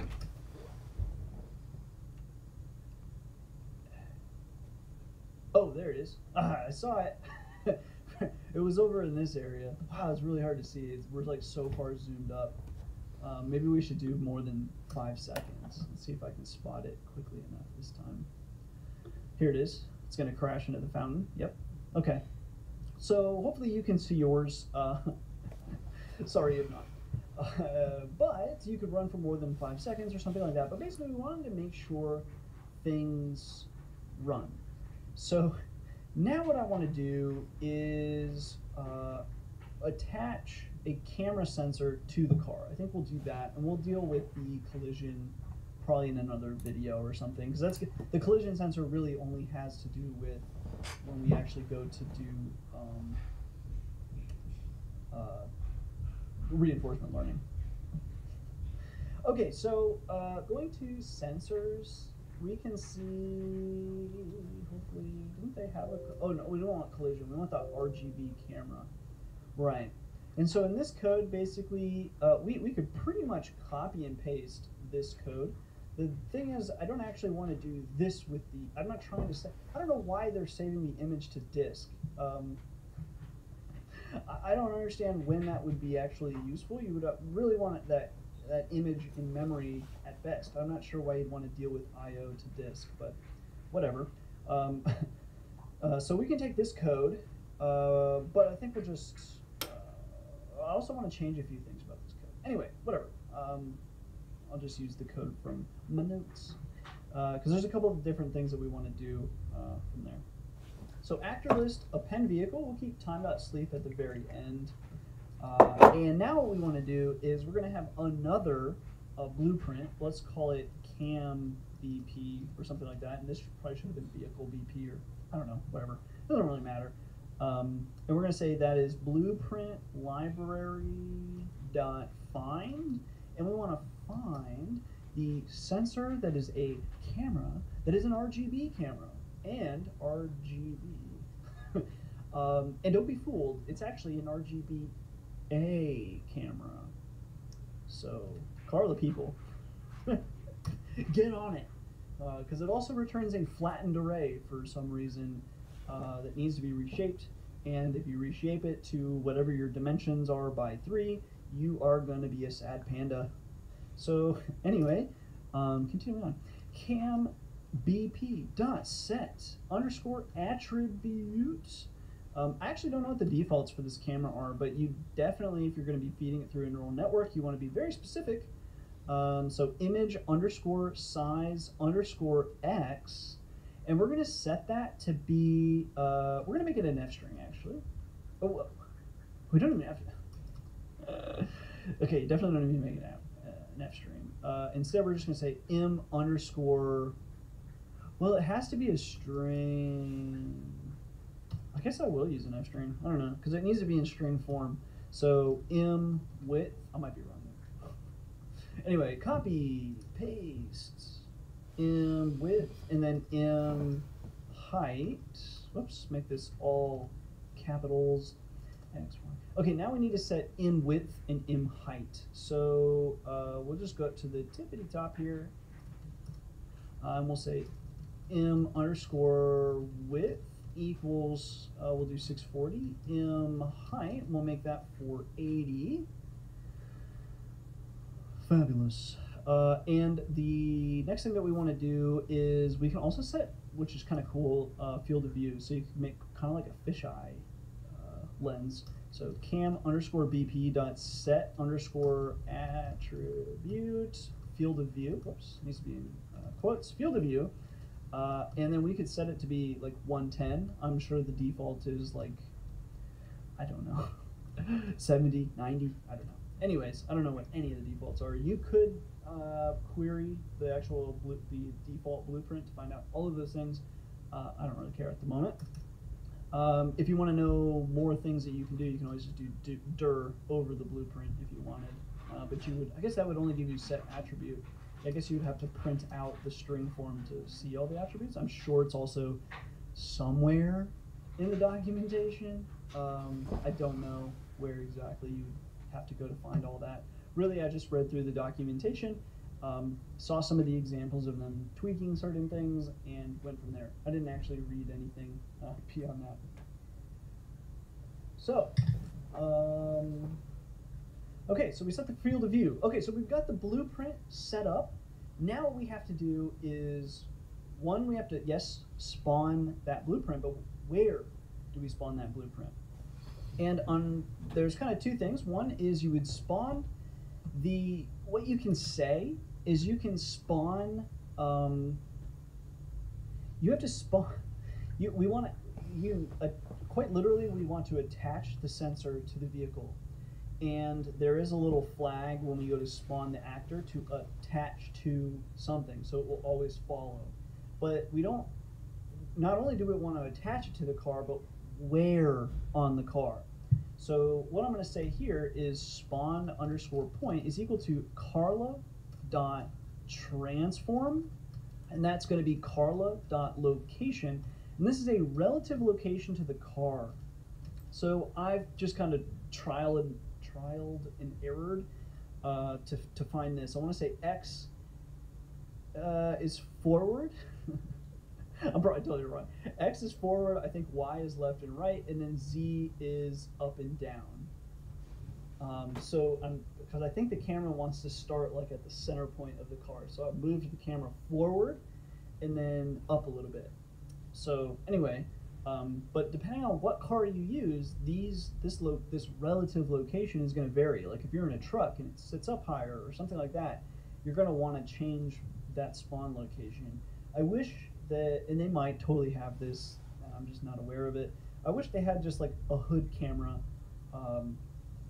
or like center windshield spot or something like that, just by default. So because part of the self-driving will be from different perspectives. So you know, again, we're seriously simplifying this problem because we're just going to do it with a Tesla Model 3 car to start. But there's other cars that we might drive, and we want this model to drive in all kinds of different conditions and different cars, different heights of cars, and so on. So anyway, that's going to be that for now. What we're going to say now is our sensor, our camera, is world.spawn_actor. And what we want to do is spawn the cam blueprint. We want to spawn it to that spawn point, which is relative, when we attach it to our vehicle. So now it will follow around that vehicle. Now, we've spawned an actor. What should we do? Well, we need to actor list.append that sensor. Otherwise, we're going to be sad. Okay, so we've got the sensor. How do we get the data? So as you could see, if I pulled up, what was it? I think it's .listen. Yeah, you can see here they're using these like little lambda functions to interact. Okay, copy that. So basically it's lambda and then the image information. So we can do anything with that image that we want to do, and apparently image.frame, well, that's the frame number. So image is apparently an object that has a method .save to disk. Okay. I don't totally know what this like Carla image is. I honestly just attempted an array conversion and it worked. So it's some sort of object that allows itself to be converted to an array. So it must have, I guess, an array method. I have no idea. I have absolutely no idea how you would do that because the NumPy array is something else entirely. But anyway, they have that built in. So awesome. So hello? I don't want to talk to you. Anyway, okay, so let's move this over. So in order to actually get information from the sensor, we're going to say sensor.listen, and then we're going to listen using lambda, and then we're getting data. It's not actually, it's like some sort of image object from what I can tell. And then what we're going to say is process image that data. Okay, so we want to do that. Now what we're going to do, that function just doesn't exist yet. That's why it's getting mad. So now what we're going to do is just come up to the top here, and after our constants, let's just define process image. It gets passed image, or probably better called data, but whatever. From here, what we want to do is I'm going to say I for image is equal to NumPy array of image dot, actually reading the notes now, raw data. So the raw data is just a flattened array. So if you tried to display that, you would find that it's just a long, it doesn't actually have the dimensions of an image. So also I need to import NumPy as NP. I totally forgot it had raw data method. So yeah, it's some sort of like image object that just so happens, and again, what I did was I passed that to the function, and then I just did a print dir image and read out my options. So print dir image, and we can even do that image I NumPy. yeah, so I can actually just save that and then come over to our script here. Let's just run that real quick. Image size, it's a capital Y. We need to lowercase that y. And save, and run again. Cool. So I almost don't want to break it because it'll, yeah, cool, cleaned up. So yeah, so as you can see, that has these methods that are built in. So all these like dunder methods you can just ignore, but there's a convert, a field of view. I guess maybe we could, I have no idea what field of view would do because this is after the fact that we took the image. We have frame number, height, width, and then raw data. I figured, hey, I'll look into raw data. That's probably what I want. Save to disk, which again, they didn't really want that. And that was one thing that was kind of hard in their docs. So Carla people, if you're listening, honestly, I would think most people, their goal is actually just to access that data live, not save it to an image and then access that image. That doesn't make any sense to me. Why that would be the default that you showed. Otherwise, I like all the other stuff you guys did. Great job. So, yeah, but anyways, raw data is what you really want. I don't know what transform is with timestamp. Maybe transform would help us transform the data. I don't know. Actually, transform probably has to do with the actual Carla transform. I don't know though. Doesn't matter. Not important.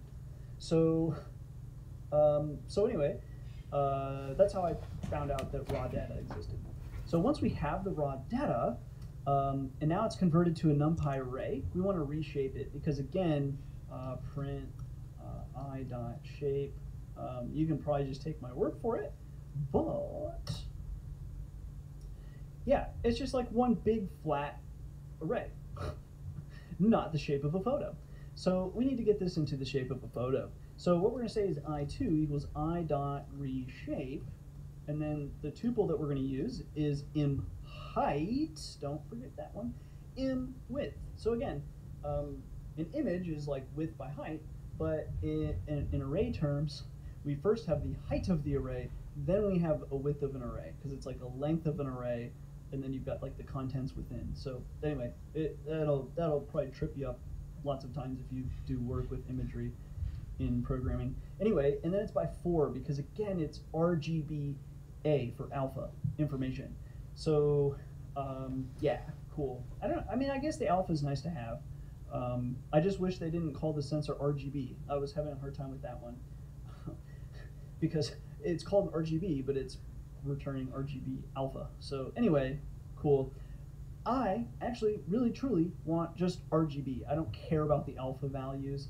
I mean, maybe later we could grab alpha values and care about them, but right now I don't. So I'm going to say I3 now is equal to whatever I2 was, and then this is useful NumPy stuff. To just get the first 3 elements, we're going to use this colon syntax. So colon, so everything, comma, everything, comma, up to the 3. So for the entire height, this phone is killing me. The entire height, the entire width, and then inside after the height and the width, what do we have? Well, we've got our RGBA values. I just want the first 3. So the first 3 are RGB values. So kind of nifty way to quickly just grab RGB. It's very fast. There is an OpenCV method to do this exact thing, which reminds me we actually need OpenCV, so I'm going to import CV2. Import CV2. If you don't have NumPy or OpenCV, BT dubs, just do a pip install. You can't see that.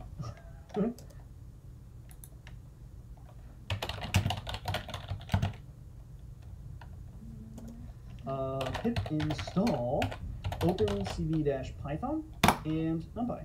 Cool, easy. Now, see, and then you just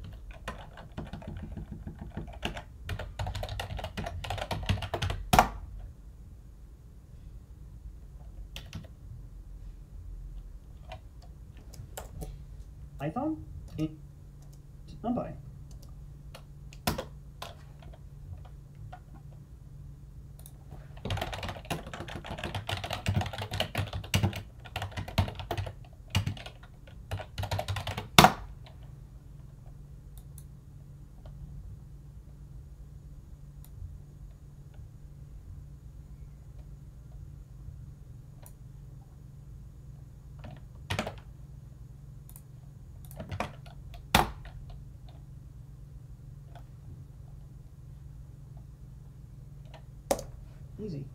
Now, see, and then you just import CB2.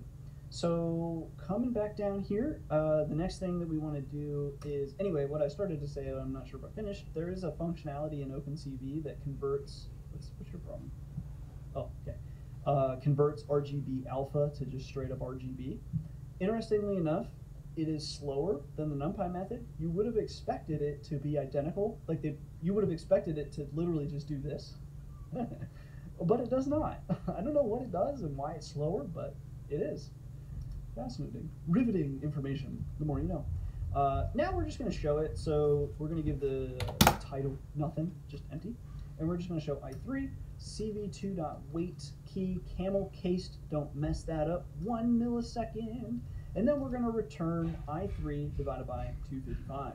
So here we'll actually get a representation of what the camera sees, and then returning it, we're just going to normalize this data before I forget to do it later on. Anytime we're working with imagery data, passing it through a neural network, generally neural networks prefer information to be between 0 and 1, or -1 and +1, or something like that. So values of 0 to 255 are kind of silly to a neural network.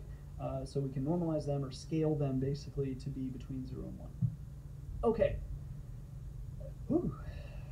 I think we're ready. I think we're ready to see a camera popping out from our car. Are we still printing shape? We don't want to do that anymore. It's going to slow things down. Let's run this bad boy. So I should be able to just go up. Sure can. Tutorial 2. Good. Let's run it. Immediately we do get the front camera. The car drops down and it goes forward. Awesome. Let's just do that one more time. Make sure everything's looking good. Drops down and drives forward. Does not stop. Awesome. Okay. Long tutorial, but we actually made a lot of progress here. We basically have all the information we need to either control the car via other logic, like if you don't want to do reinforcement learning with us, that's totally fine. If you want to go more rule-based approach, you can totally do that. Again, there are also LiDAR sensors. I don't know if I'll find one really quickly. Well, it exists. You've got those, you've got other, all kinds of sensors that you can work with. So if you want to go that route, have at it. We're going to go off of pretty much a camera-based model to start and see how far we can get with reinforcement learning there. We also need to add a collision sensor and then convert everything to more of like a reinforcement learning environment setting. So that's what we're going to be doing in the next tutorial. If you've got questions, comments, concerns, feel free to leave them below. You can also Are you wasting time and money on tedious PDF tasks? Finding that hard? at least like 2+ more.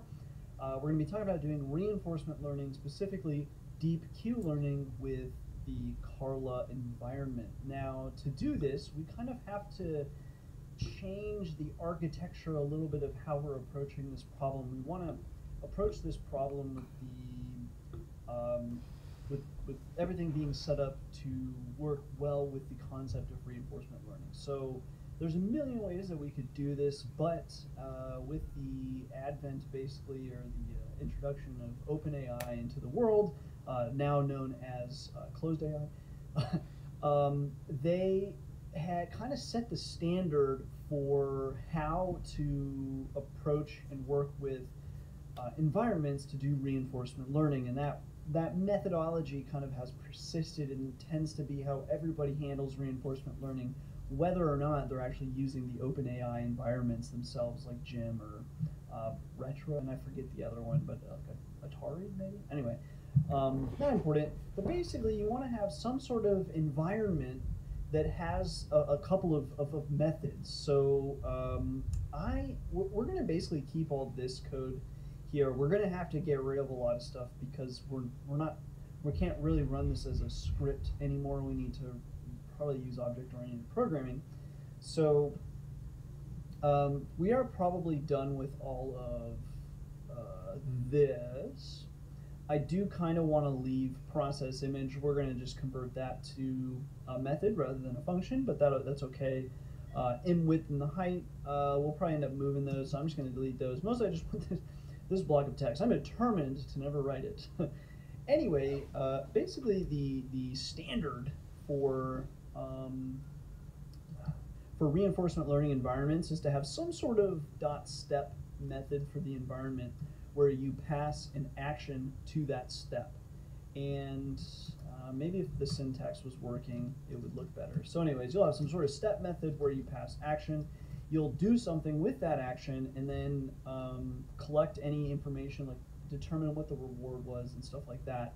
And then when you're done, you return the next observation, the reward, whether or not we are done. So this will be like a flag. It'll be a Boolean flag, basically. So this will be true or false, whether or not we've either reached the end of the environment, like we were successful in what we tried to do, or we ran out of time, or we died for whatever reason.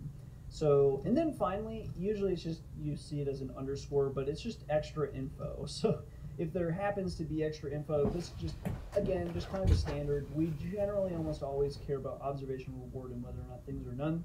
But any environment, we tend to throw this in. That way, and the reason why we want to use this standard and continue to use this standard is there are different reinforcement learning models, basically, that you can work with.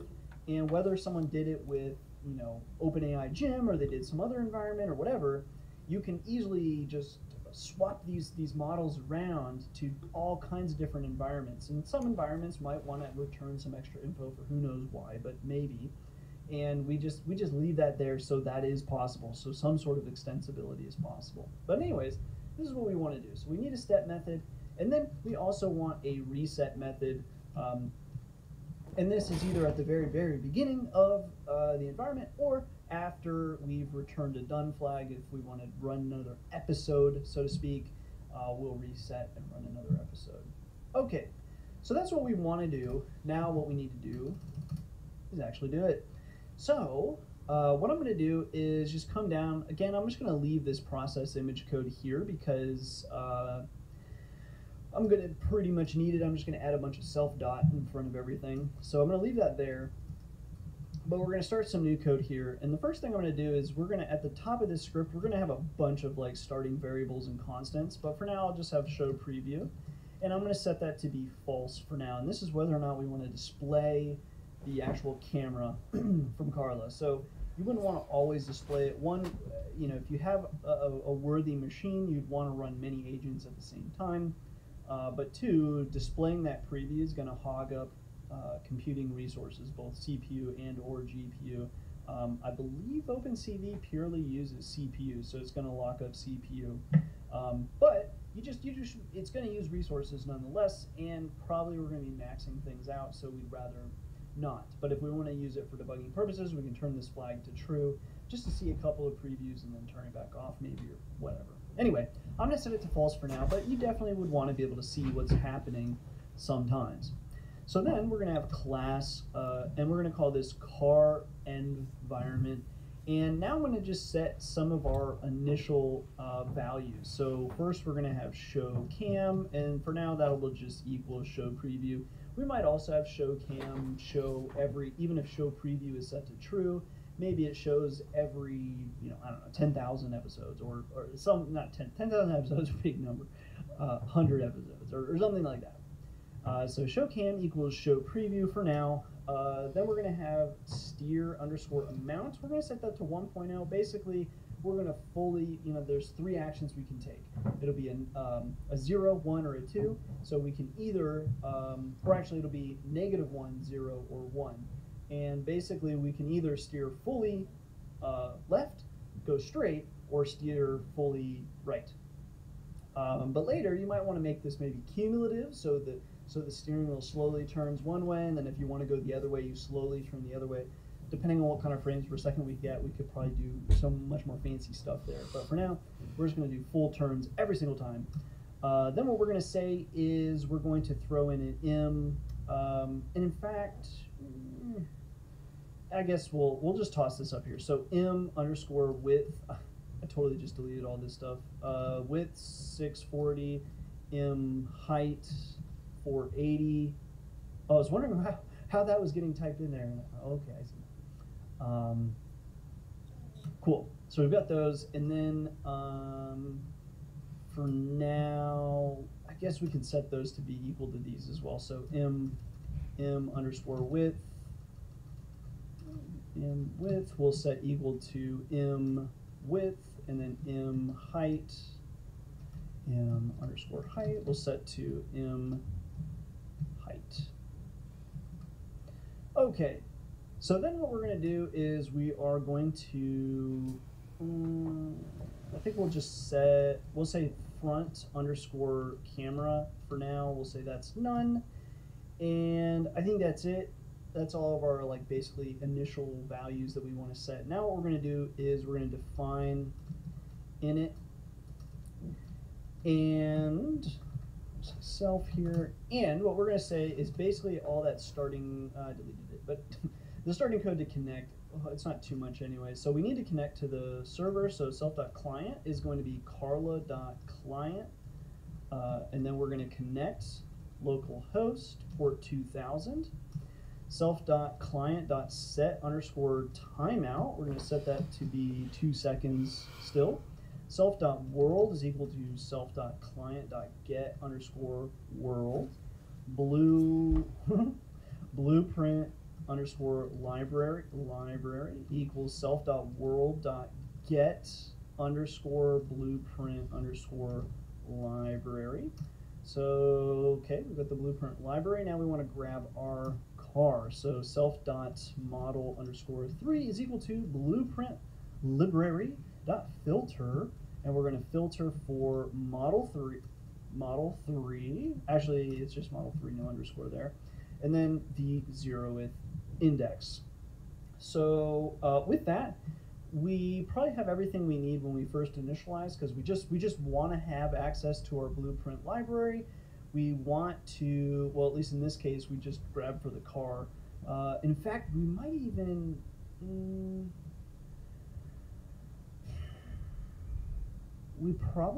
I think this should we'll just make this self.blueprint library, because we're going to probably need to access that elsewhere, because we need the sensors as well. To everyone at home who dreams of being a superstar DJ, it's time to dream bigger.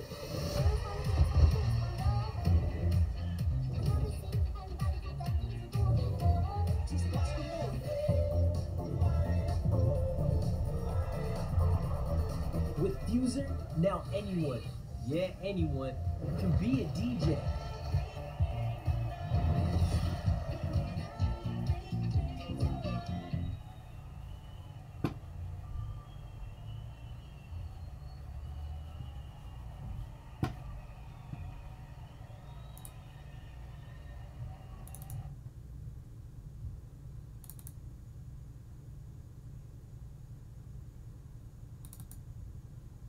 那在这里呢，我们试着去求一下逻辑回归的梯度下降法。那梯度下降法的核心是要求出对参数的导数，我们才能去更新参数的。所以逻辑回归模型来说，它有2个参数，一个叫 w， 一个叫偏移量 b。所以我们需要对这2个参数分别做一个求导。那这里面我们给出了逻辑回归的损失函数，或者叫目标函数。那这个函数呢，可能看起来比较复杂。但实际上我们在求解导数的过程当中，你会发现整个的过程其实非常非常简单。然后这里面的条件概率我们已经给出了它的表达的方法，就是一个在原来的线性回归模型里面套了逻辑函数。所以呢，我们可以把这个条件概率写成逻辑函数的形态，就是 sigma w x 加 b， 所以它代表的是逻辑函数的意思。所以我们可以简写成这种形式。好，那接下来呢，我们需要做的事情就是说，把这个式子我要去带到咱们。So I'll just do self.blueprint library. Okay, so with that, we are ready to do our reset method. So we're going to say define reset, and again, here just pass self. There's nothing that needs to be passed. Step is what's going to take in the action. So at the beginning of every reset environment, what do we need? Well, we're going to say self.collision underscore history. That'll be an empty list because the collision sensor returns a list of these like collision events. Basically, if we have any collision event, we're going to go ahead and reset. At least that's what we're going to do to start. Later, I might customize that. I haven't looked too deeply into the collision sensor. The collision sensor basically reports like some sort of like magnitude value. And sometimes like if you just drive over like a pretty non-substantial curve even, like you're totally going to go ahead, reset it. And again, here, just past self, there's nothing that needs to be passed. Step is what's going to take in the action. So at the beginning of every reset environment, what do we need? Well, we're going to say self.collision_history. That'll be an empty list because the collision sensor returns a list of these like collision events. Basically, if we have any collision event, we're going to go ahead and reset. At least that's what we're going to do to start. Later, I might customize that. I haven't looked too deeply into the collision sensor. The collision sensor basically reports like some sort of like magnitude value. And sometimes like if you just drive over like a pretty non-substantial curve even, like you're totally fine. Even though that would probably throw the car out of alignment, it says that was a collision. And I've even seen it call a collision like if you just simply like go uphill really quickly. Like maybe the bumper scraped the floor or the ground because you went too fast. I'm not really sure, but I've seen it register that as a collision as well. So we might want to require the magnitude to be higher than anything, right? But for now, if anything is in this list, so if any collision is detected, we're just going to say, hey, you failed.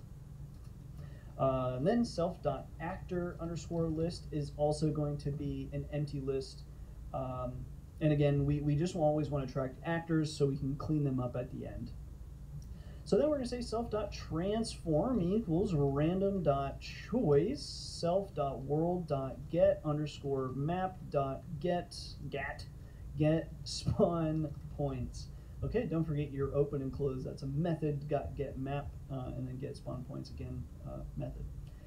Okay, so we've got the transform. Now what we're going to do is self.vehicle equals self.world.spawn_actor, and we want to spawn self.that model 3 from above, and then we're going to spawn it to self.transform. So we've just spawned an actor. What do we need to do? We need to self.actor_list.append self.vehicle. Okay, so now that we've done that, we want to get our RGB camera. So that's the next thing I'm going to go ahead and add. So we're going to say self.rgb_cam equals self, or no, we're going to use blueprint library. So self.blueprint library, and then we're going to say .find, and then sensor.camera.rgb, secretly actually an RGB alpha camera, self.rgb cam.set_attribute, and we're going to say image_size_x is the f string of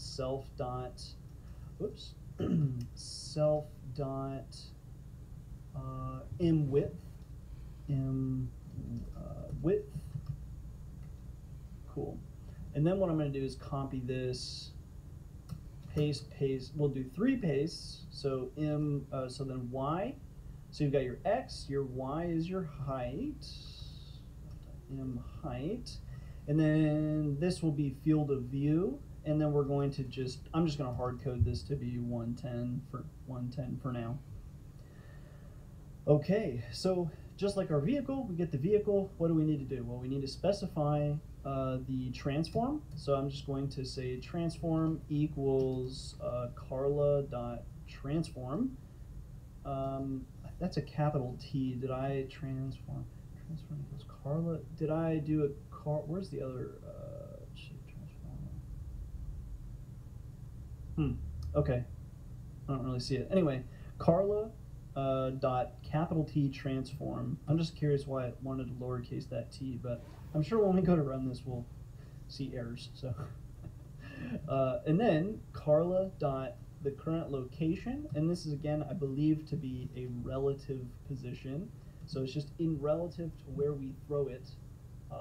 We want to move this. So transform. Then what we want to say is the self.sensor is equal to self.world.spawn_actor, actor, self.rgb underscore cam, so it spawns the actor, and then transform, and then attach underscore to equals self.vehicle. So now we've got this camera on the front of our car. We've got a new actor. What do? Well, we append to the actor list. So copy, paste, and in this case, it's not self.vehicle, it is self.sensor. So once we've done that, the next thing we want to do is we want to say self.sensor.listen, and we'll do lambda for, lambda data, and then self.process underscore image data.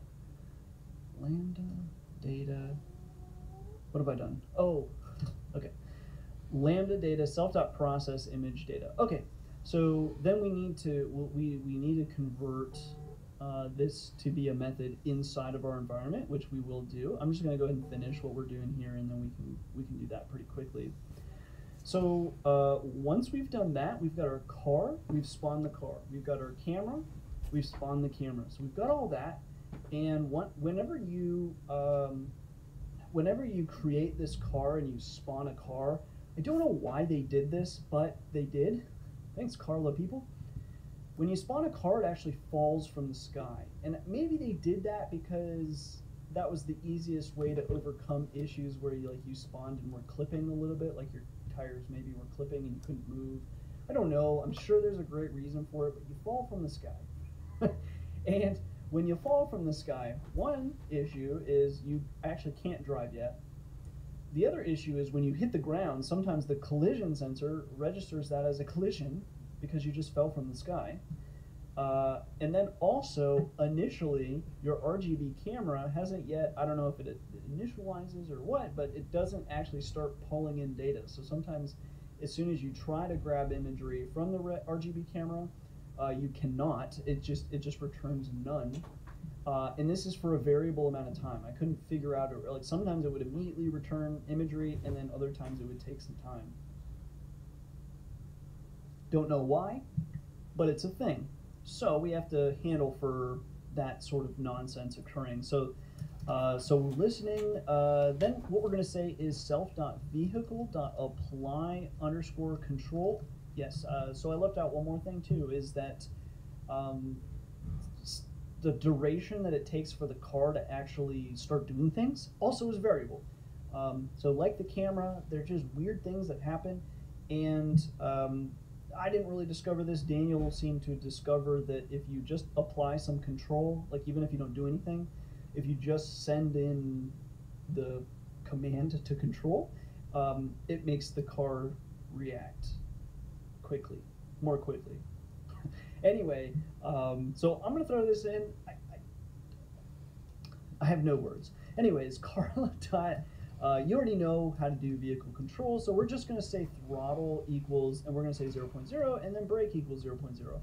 Definitely more research is required here to figure out exactly how to feed Carla what it wants to make it act as quickly as possible, because the speed that we can run through episodes, the faster we can do that, the faster we can train these models. So it's really important that we can get this thing to just get going like as quickly as possible. So we'll have to just continue to work to try to figure out how to make it go as quickly as possible. For now, time.sleep, 4 seconds. So considering the fact that episodes are going to be about 10 seconds, a full sleep of 4 seconds on top of those 10-second episodes stinks. I really wish we could get things rolling a little quicker. So anyway, Carla people, if you're listening, which you're not, I'm sure, but if you were, how can we do this quicker?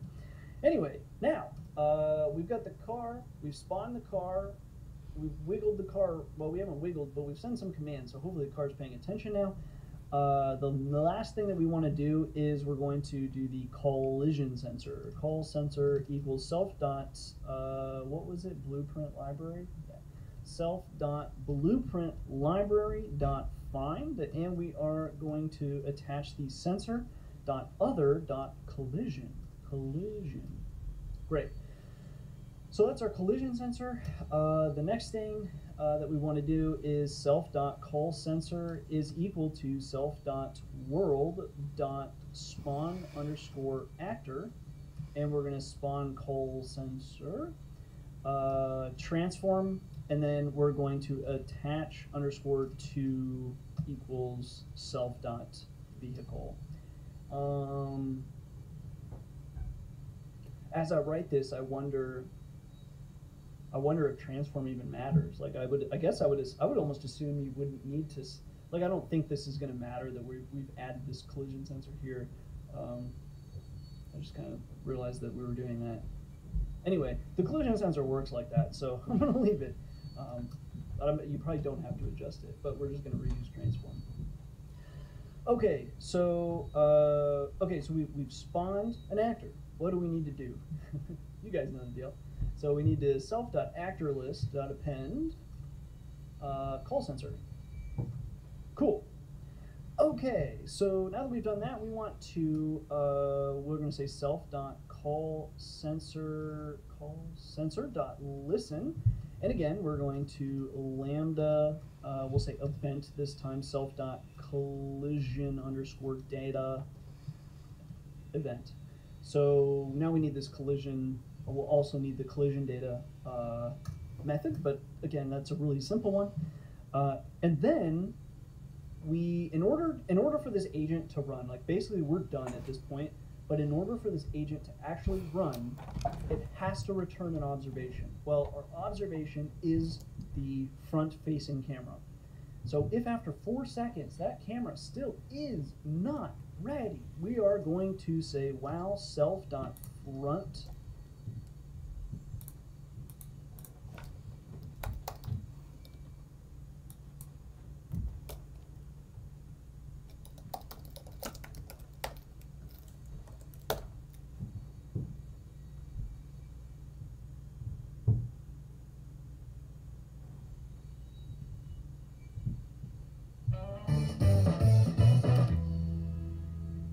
Welcome back, aliens. My name is Vide.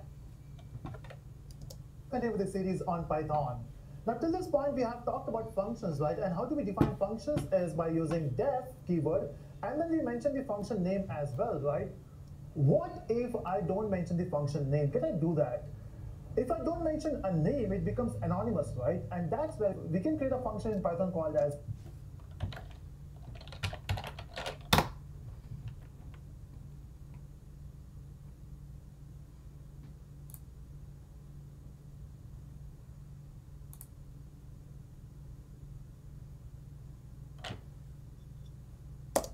anonymous functions, functions without name. All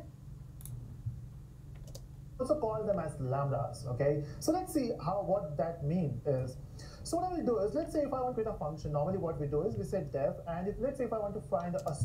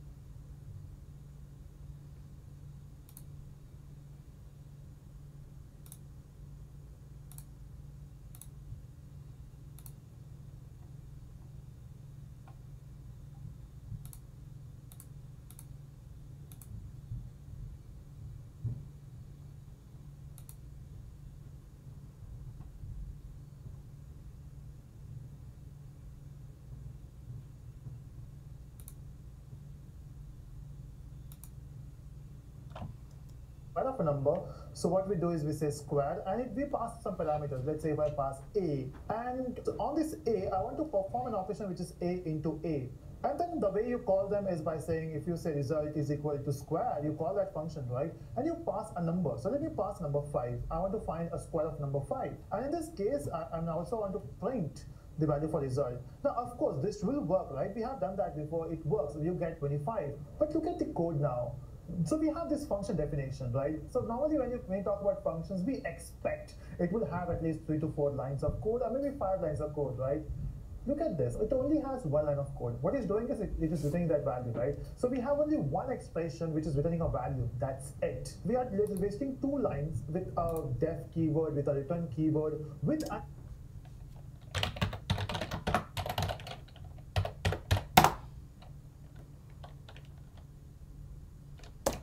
function, right? So what if you want to use a function only once and you don't want to define the name of the function, right? And if you want to only have one expression, can we do that? When we talked about functions, there is one thing about functions. We can pass functions to a function, okay? So that means the way you pass values, the way you pass objects, you can also pass functions, because functions are object in Python. If you talk about this square, now look at this code. It perfectly works, right? But the only problem which I have here is, I will not be using the square function multiple times. I will be using that square function only once, and that too, it has only one expression. So instead of defining a function, we can define a function when you want to use it directly, okay? You can simply say a.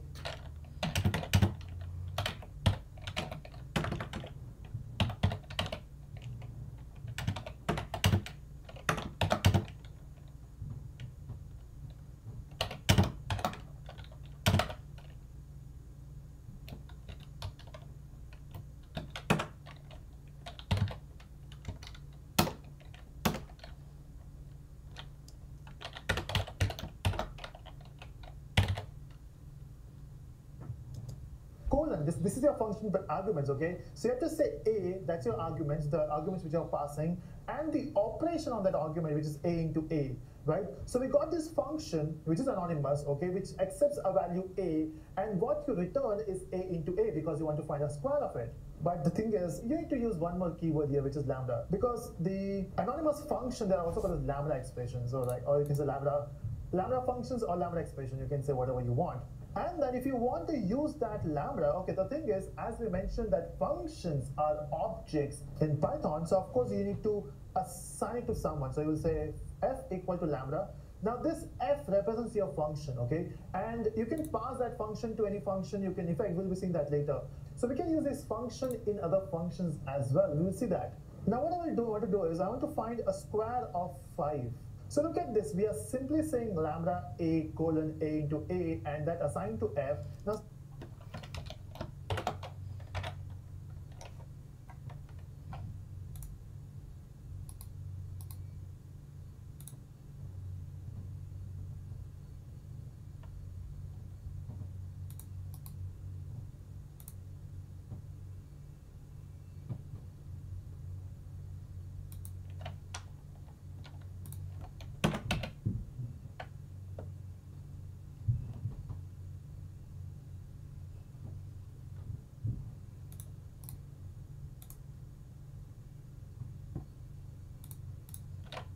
this is a function, we have to use a bracket, right? So whatever you pass here in 5 goes to a. We will perform some operation on that a, and then you will get it back. Now I know at this point it looks a bit weird, but hold on. Once we talk about, some other functions available, how can we use lambda functions in other functions, it will be awesome, okay? But time being, this is how it works, okay? So if I run this code, you can see we got the output which is 25. Let's say if you want to define a function which will add 2 numbers, okay? We can do that. Let's say if I pass 5, 6, okay? So we are calling a function f, which doesn't have a name, okay? And we are saying 5, 6, and then that value will go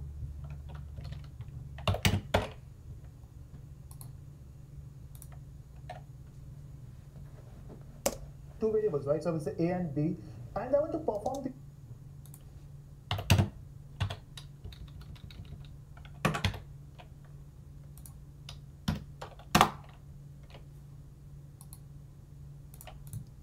operation, right? So you will say a plus b. So point to remember, You can pass any number of arguments, but it should be only of one expression, which is in this case a plus b or a into a, something like that. It should be one expression. So that's your anonymous functions, okay? So we are defining a function with the help of lambda, and it doesn't have a name. Okay, so you will understand this more when you start with, when you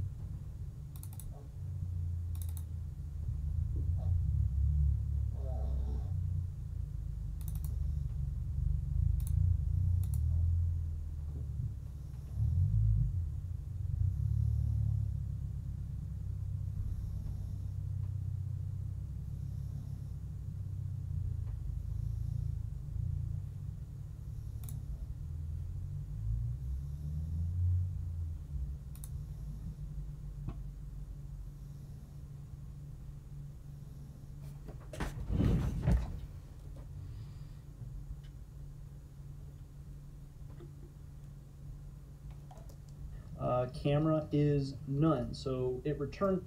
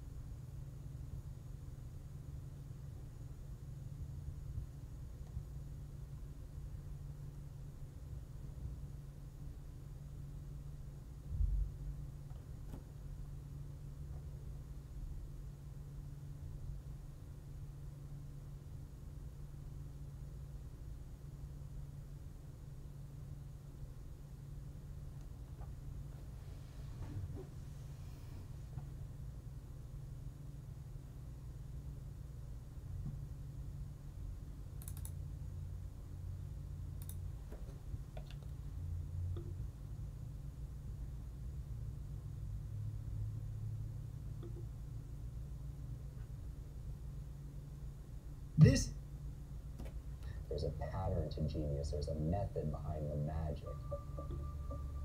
I always tell people See it. I gotta see it. Not really sure why you would do that based on the sensor actor data.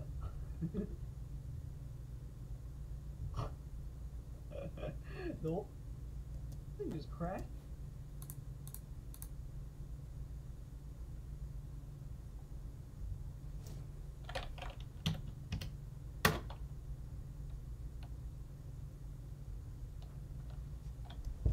Because fine, I can deal with that. Let's just run it again.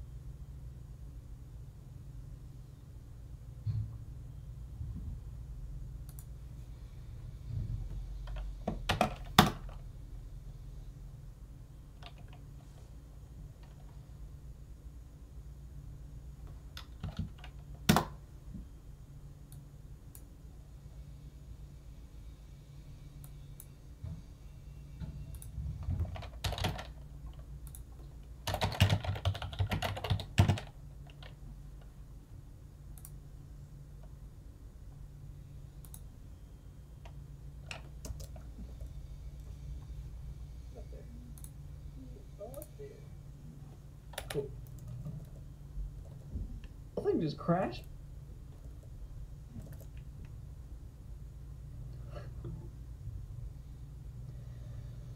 Let me move this over. Okay, so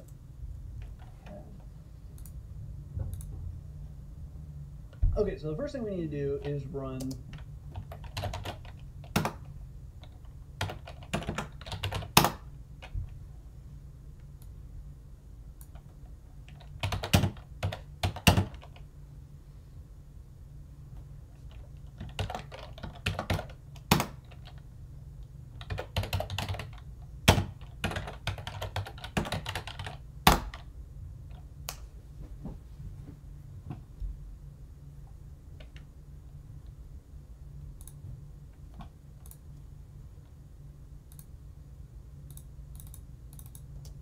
we do have the exe.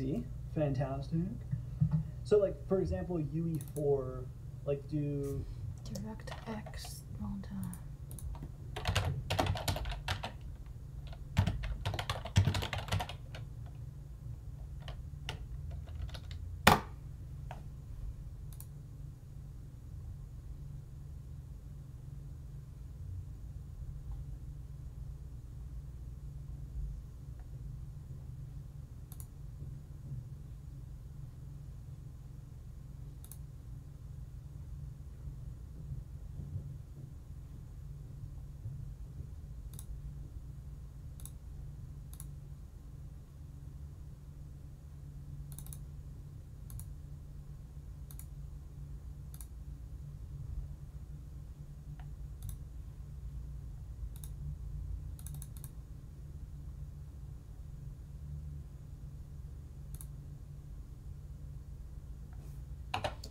binaries and content, and then engine, in binaries. So maybe you don't have to install Unreal Engine 4.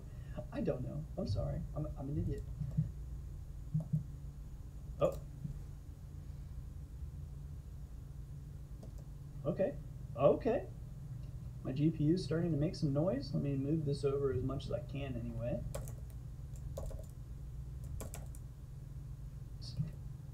I am an expert Python programmer, and I know that's not going to work here. I'm going to guess maybe they're in Python API. Carla, maybe? No. See, agents? No, probably not. No, I don't know. Back it up. Back it up. Let's go into examples. Let me move this over to manual control steering wheel.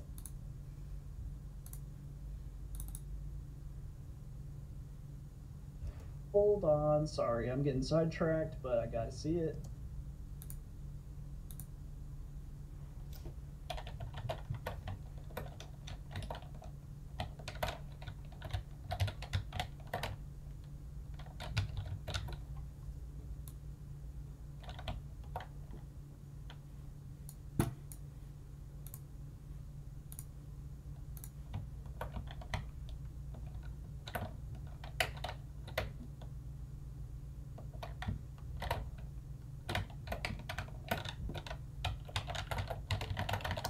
Gotta see it.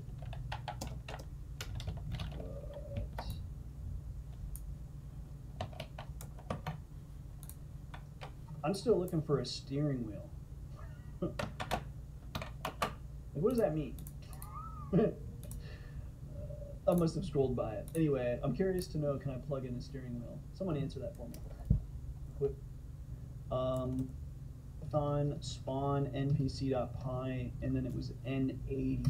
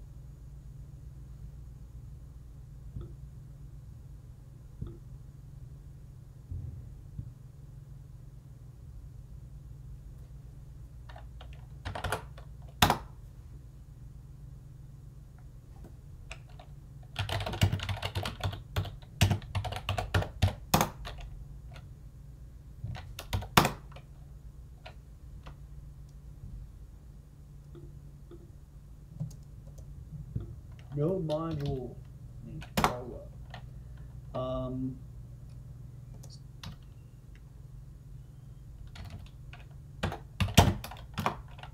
So if I go to Carla and then I click here, and then go to dist, for example,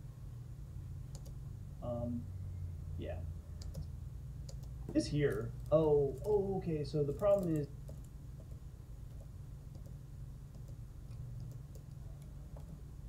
spawn npc.py n80. Let's see if that.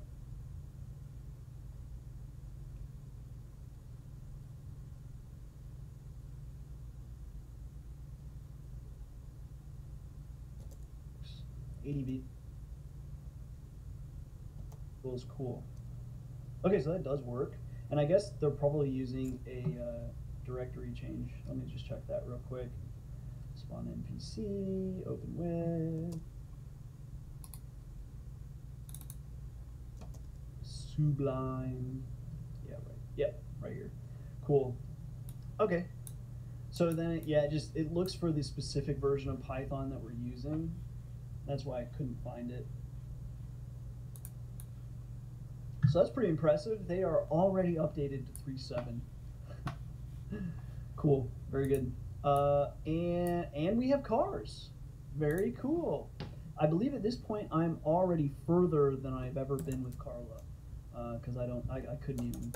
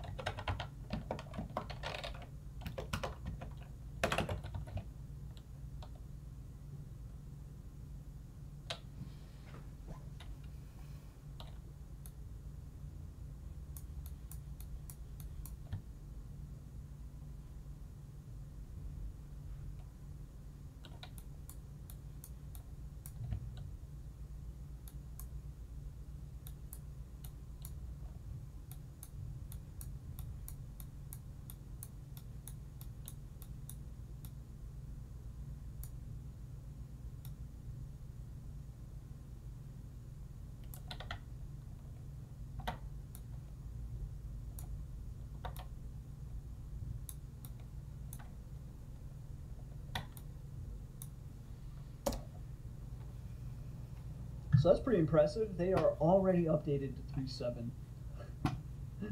Cool, very good. And we have cars. Very cool. I believe at this point I'm already further than I've ever been with Carla, because I couldn't get this far. Cool, that's awesome. Okay, I want more cars. What happens here? Control C to exit. Oh dear. The whole thing just crashed because I left my NPCs. Okay, fine. I can deal with that. Let's just run it again. That's funny. Get up there. Get up there. Cool. There goes my GPU. You can hear it. It's crying a little bit, which is funny because this does not appear to be a GPU intensive thing, but apparently it is. That's why those AAA titles get paid the big bucks. Okay, so, and just for the record, I could not do any better. I would do way worse. I would write the most inefficient games possible. Okay, so 80 was too few. I'm gonna do, oh, you can't see it. I'm gonna do 250 NPCs. I think that's enough. Oh. But could only find 200 spawn points. So I wonder if I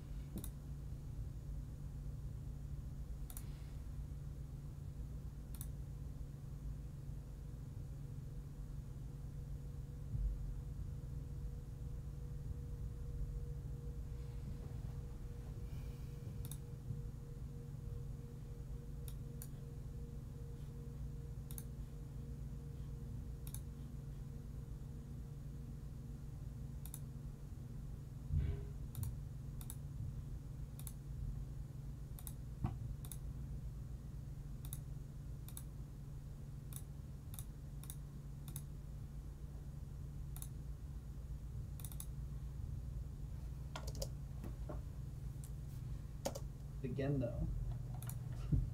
That's a lot of cars though. It would be hard to drive in this as it is. But I'm curious. Oops.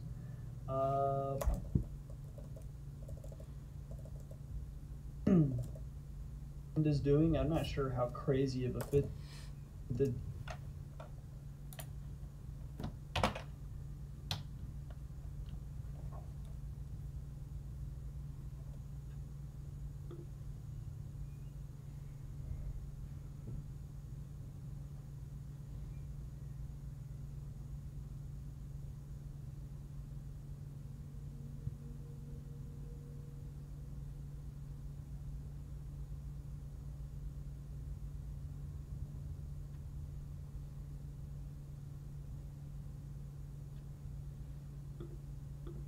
night difference, but also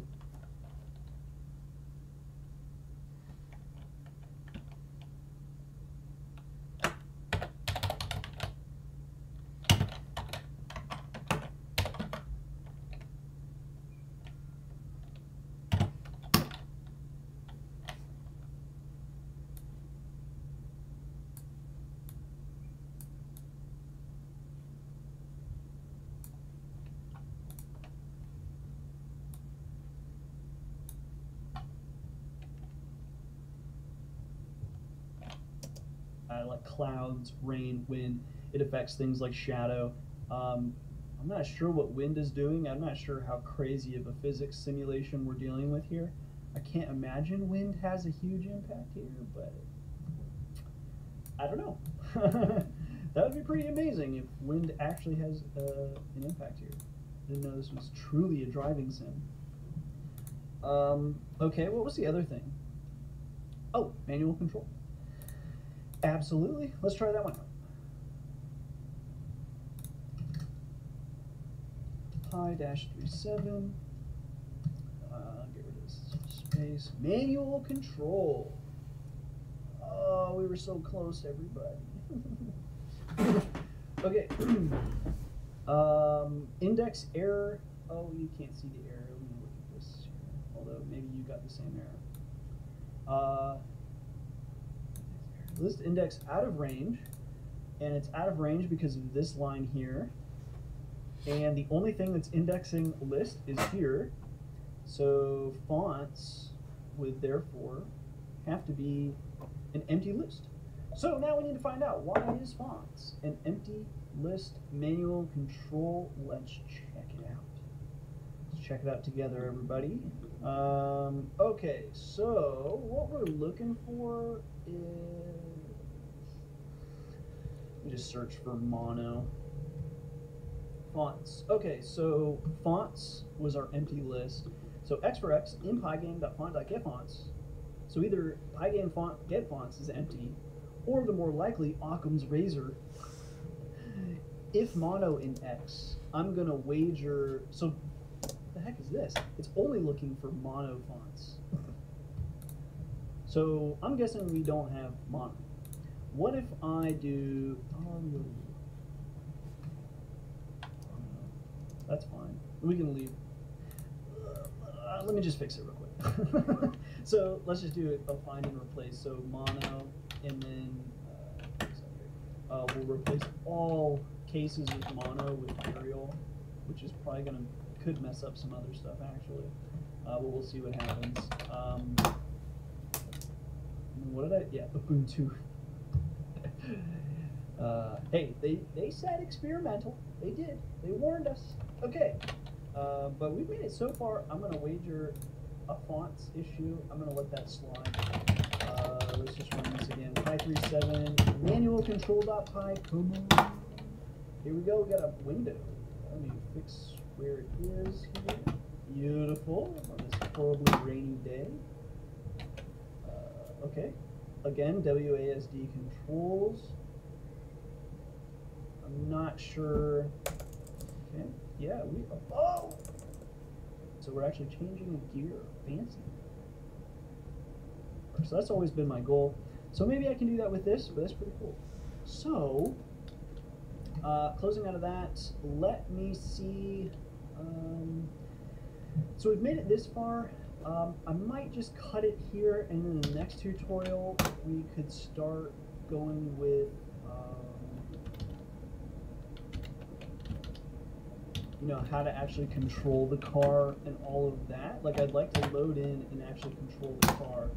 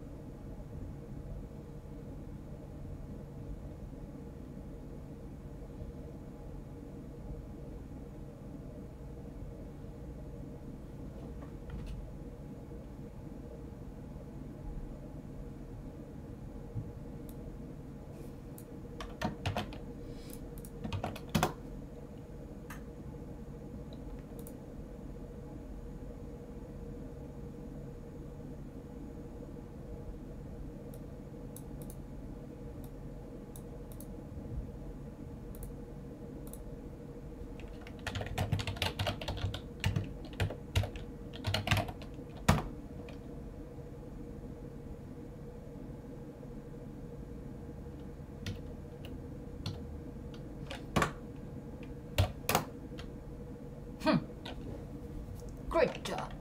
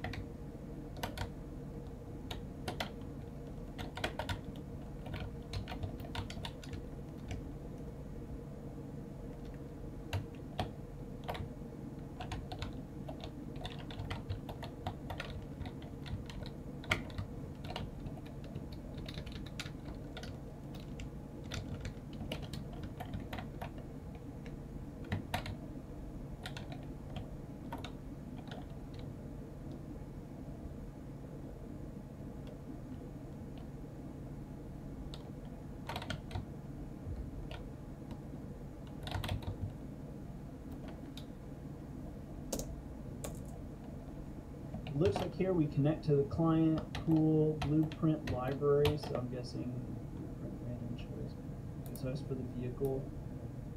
If it has the attribute color, change it. Cool.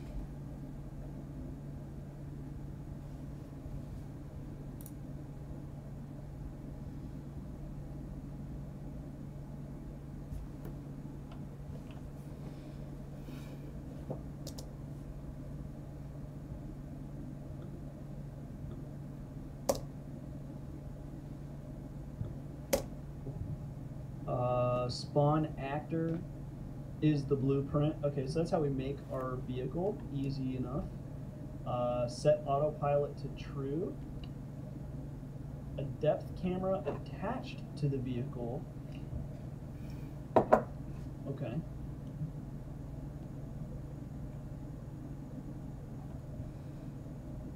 Locate.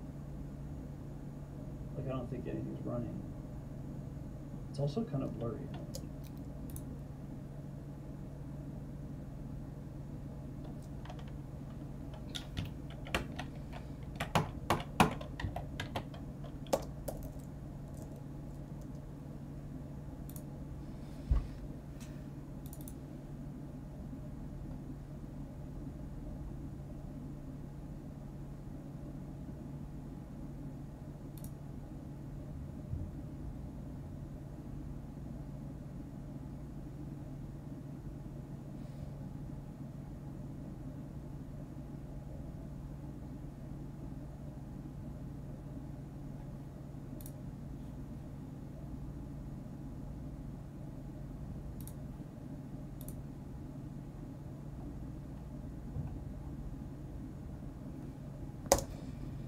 So for example, I would just get rid of the creation of all the other vehicles and just have our one car.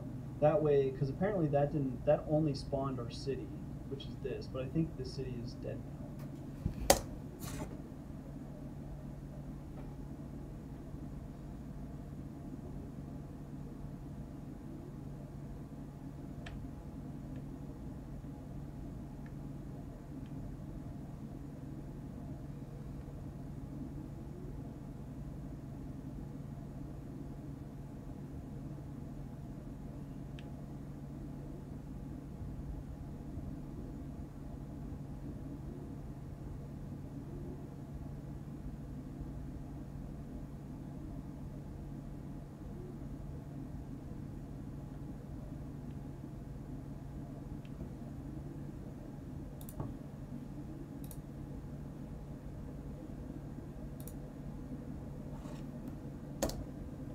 I don't think anything's running.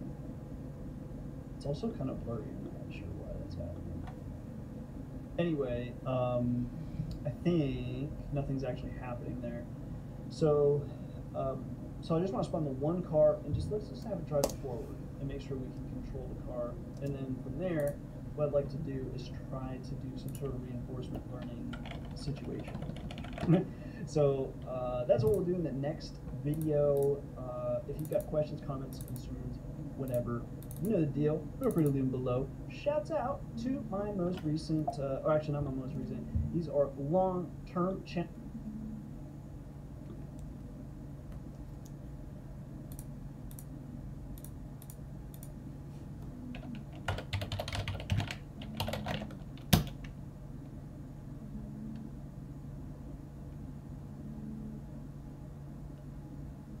那有些人可能会问，那既然 L1 正则它既可以做到防止过拧的现象，而且呢也可以产生。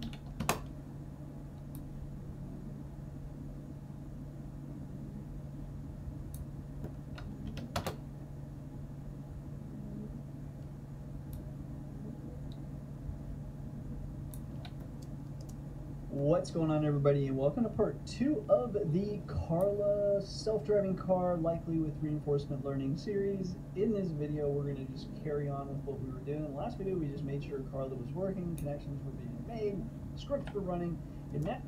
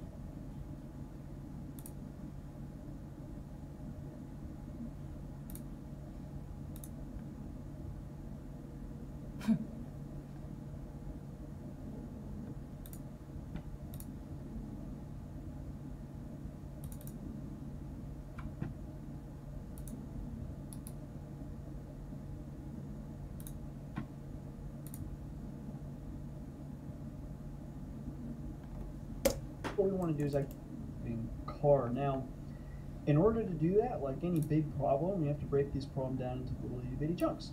So the next small chunk that we need to be able to do is we need to be able to figure out how to spawn this car in the environment, how to control this car in the environment, and then how to get sensory data back from that car. We need basically like at least to start 2 types of sensor data. The first probably just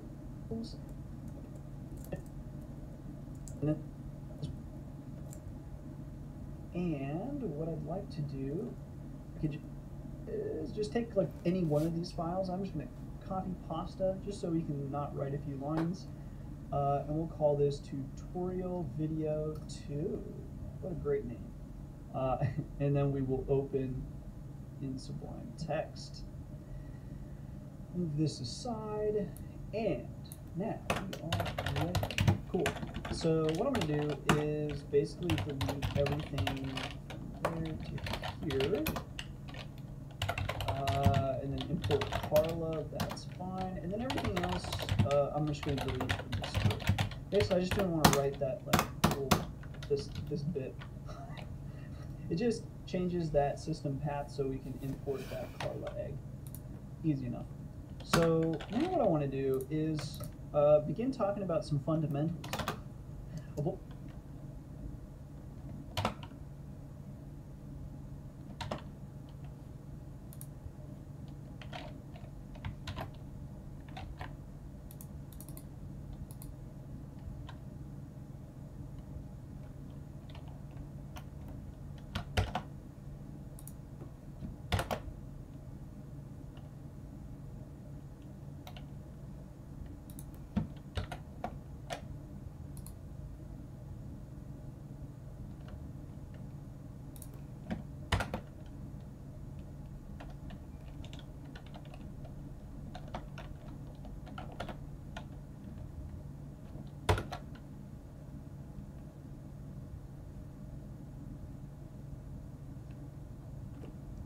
Going on here. So first of all, anytime you've got a client and a server, we need to also probably clean up what we're doing. So the first order of business that we're going to attend to is going to be, we're going to have this actor underscore list, and that'll be an empty list. And then what we're going to do is attempt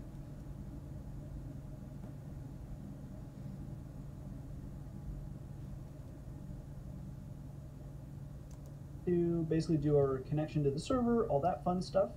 And then when we're all done, we need to clean up. And the way we clean up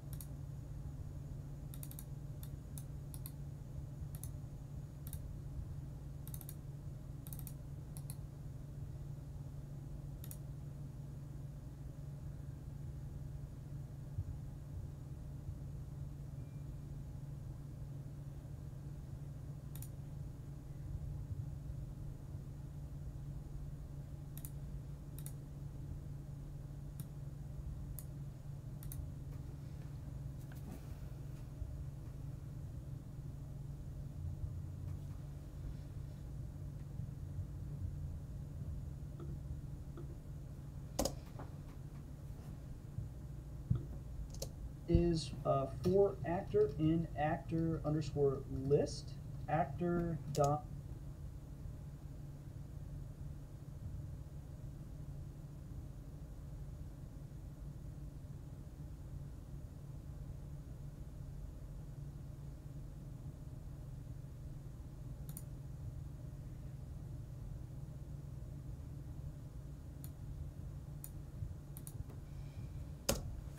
destroy. And then print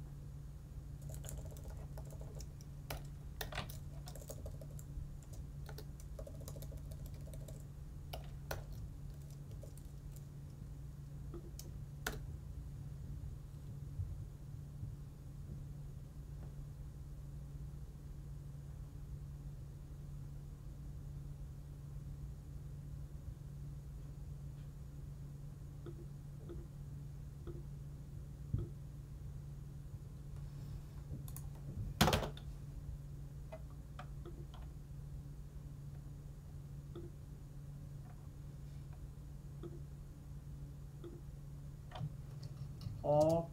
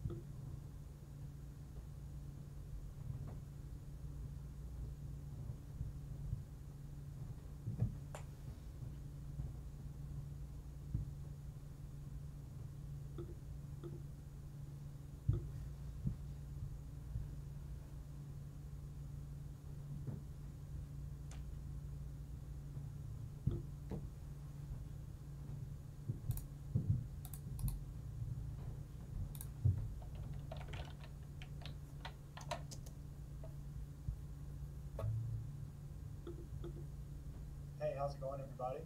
In this video, we'll be going over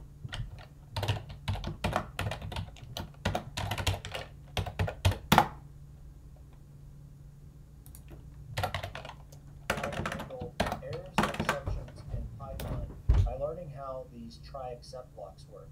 Now, these try except blocks can be confusing.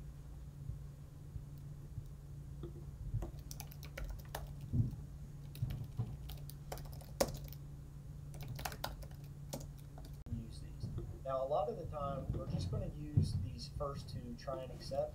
So for now, I'm going to go ahead and comment out this else and finally. So first of all, why would we even need a try and accept block in the first place? Well, let's run some code that throws an error, and it might give us a better idea of why we need this. So I'm going to try to open up a file here. Look in the current folder that I'm in. We have this test_file.txt. Let's try to open that up. And let's accidentally leave off the underscore. So if I do testfile.txt without the underscore, now if I run this, you can see that we get this long traceback error here. Now this is useful for us as developers because it gives us a lot of useful information. We have this line number here and file not found error and exactly what happened. But if we get an error like this, we wouldn't want something like this to be displayed to the people who are using our software. So if we can anticipate sections of our code that might throw an error or an exception, then we can use these try and accept blocks to handle them in the way that we want. So what I'm going to do here is I'm going to move the code that threw the error into this try section here. And within this except block, I'm just going to print an error and an exclamation point. Actually, let me make this a little bit more detailed. I'm going to They can actually have a lot of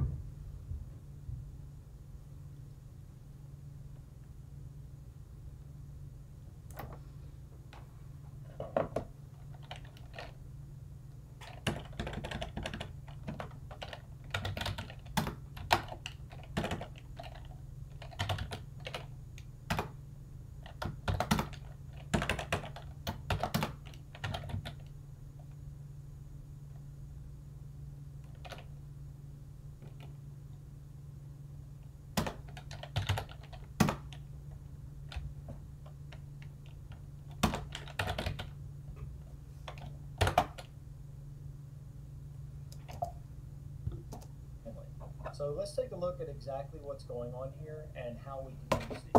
Now, a lot of the time, we're just going to use these first two, try and accept. So for now, I'm going to go ahead and comment out this else and finally. So first of all, why would we even need a try and accept block in the first place? Well, let's run some code that throws an error, and it might give us a better idea of why we need this. So I'm going to try to open up a file here. If we look in the current folder that I'm in, we have this test_file.txt. Let's try to open that up, and let's accidentally leave off the underscore. So if I do testfile.txt without the underscore, now if I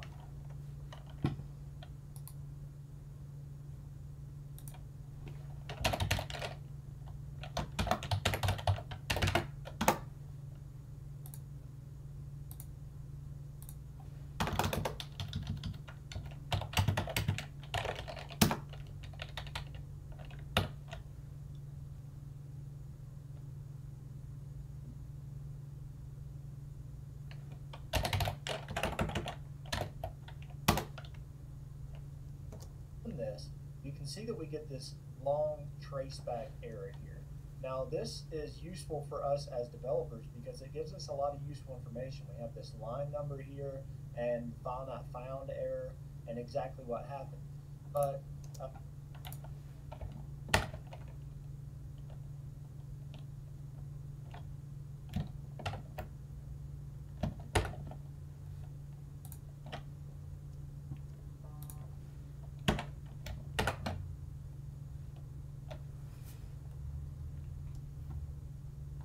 if we get an error like this, we wouldn't want something like this to be displayed to the people who are using our software. So if we can anticipate sections of our code that might throw an error or an exception, then we can use these try and accept blocks to handle them in the way that we want. So what I'm going to do here is I'm going to move the code that threw the error into this try section here. And within this accept block,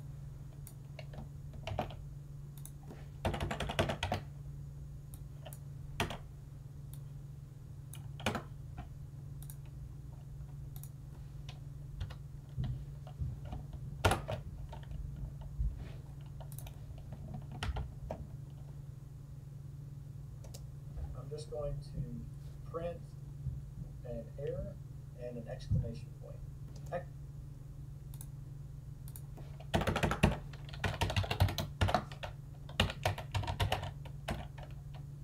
Let me make this a little bit more detailed. I'm going to say, sorry, this file does not exist.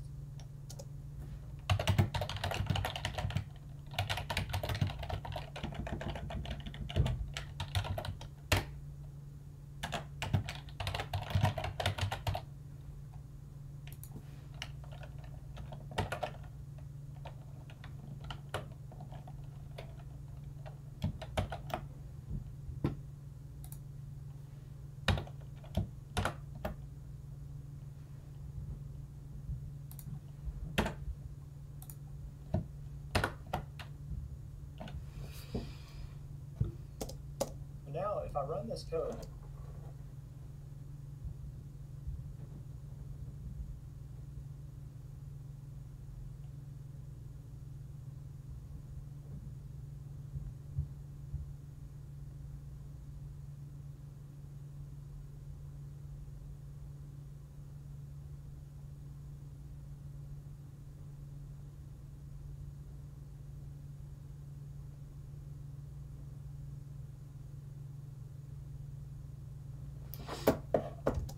you can see that we've received our custom error instead of the that longer, more verbose error that Python gave us before.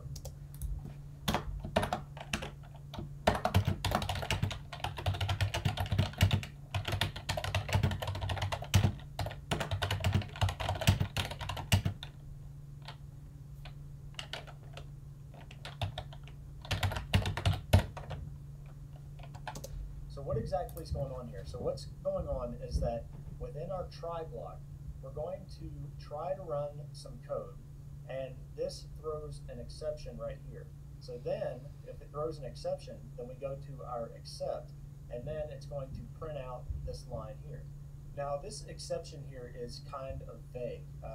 Now if you remember, when we ran this code outside of the try except block, we got a file not found error.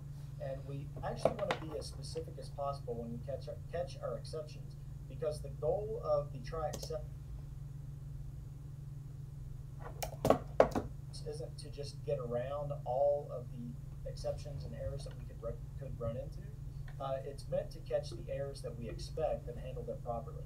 So this general exception here, it's not only going to catch file not found errors, it's also going to catch a lot of other different problems that we could run into. So for example here, if I was to make this the correct file name and then a line underneath here, let's just make a bad assignment. So I'll say var equals bad var. And if I run this, you can see that we get the exact same thing. It hits this exception and then it says, sorry, this file does not exist. Let me fix this little typo here. So what happened here is within our try block, this code actually ran successfully.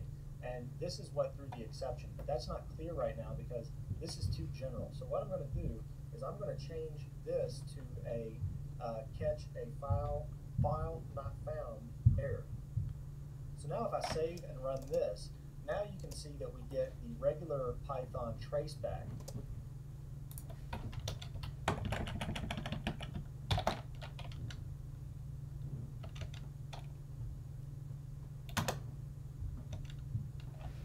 It's a good thing.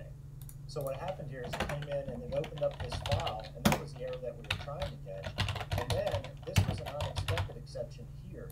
And you can see here that it is a name error, and we're only catching file not found errors. So it didn't get caught, and it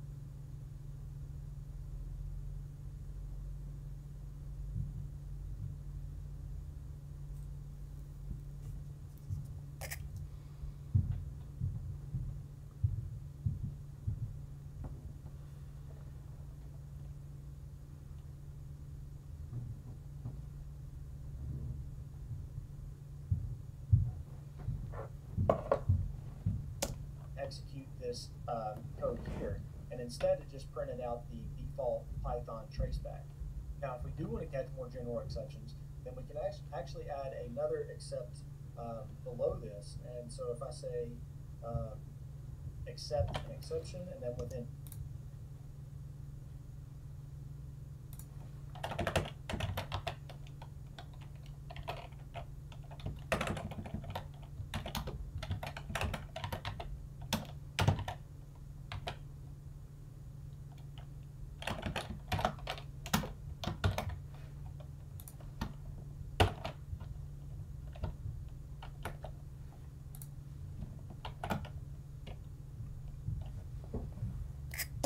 here, I'm just going to print, let's see, I'll just print sorry, something, full exceptions like this, and exception here at there.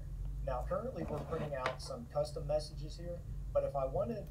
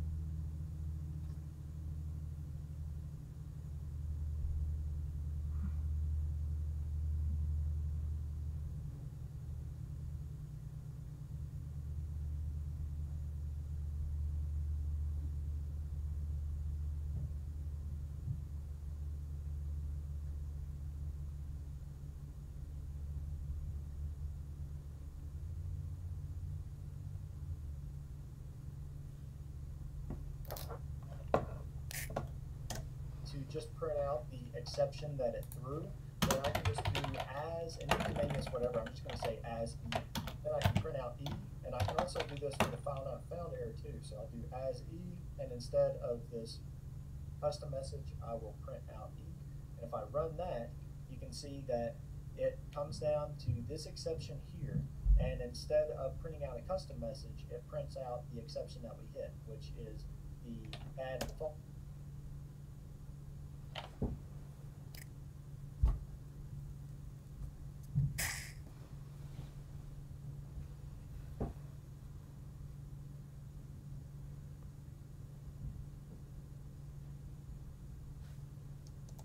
Is not defined. So if I just get rid of this line of code and then run that, then it runs successfully. If I give this a bad file name and run that, you can see that it says error number 2, no such file and directory, and then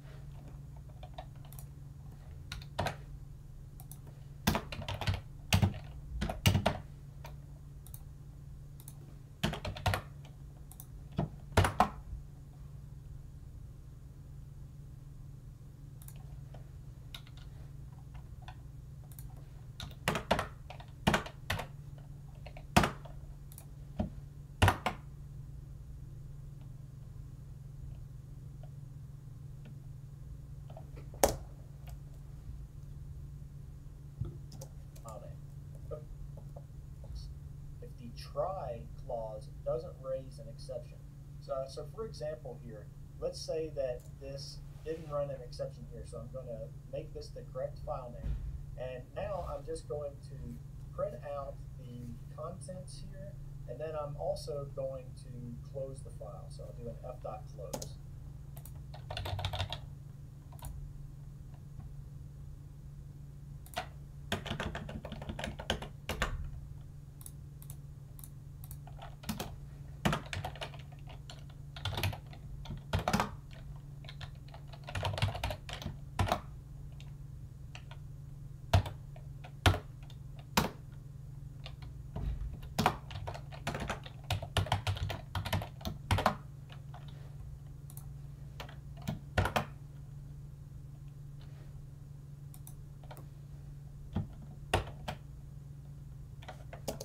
So if I run this,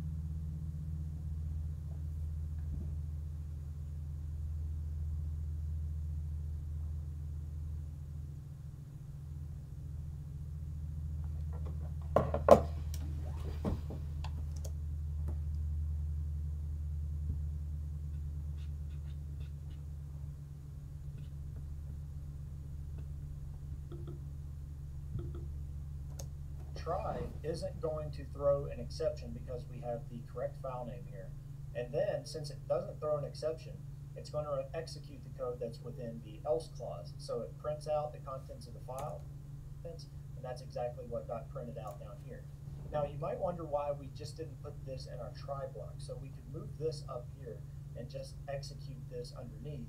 And if it throws an exception, then hopefully it's one that we'll catch anyway. Now you could do that, but like I was saying earlier, that we want to be specific about what it is that we're actually trying to catch here. So if I move this code up here, then it may throw an exception, and we may catch that exception, but it may be something that we weren't trying to catch, and it may just be an accident. So it's better to just go ahead and put that in the else clause, or to just put it after the try block altogether. Okay, so now we come to our finally block.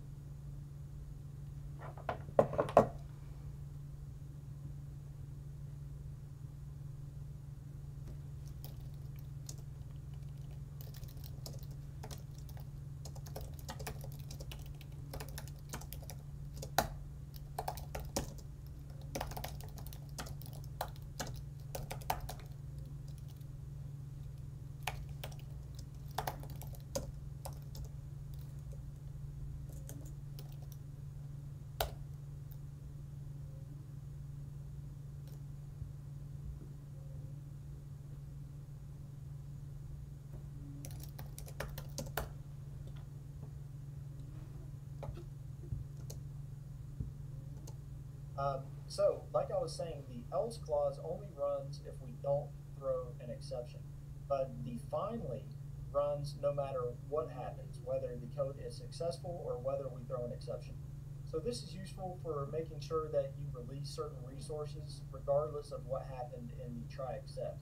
So for example, say you are working with a database or something like that, then this would be an area where you could close.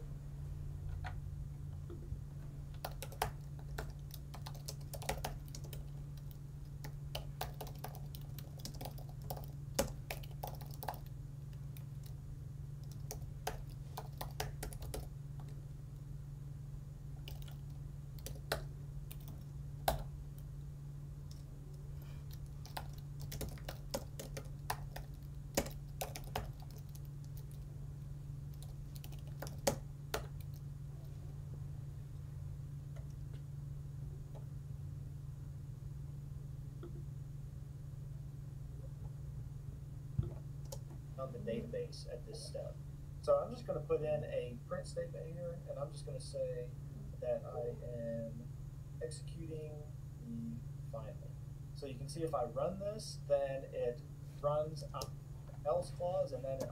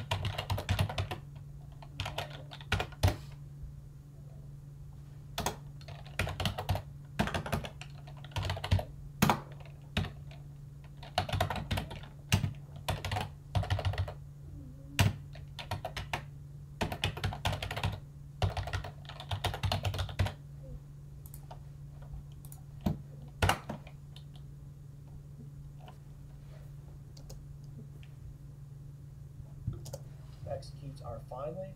And now if within our try, if I make something that's going to throw an exception, and then I run this, you can see that it throws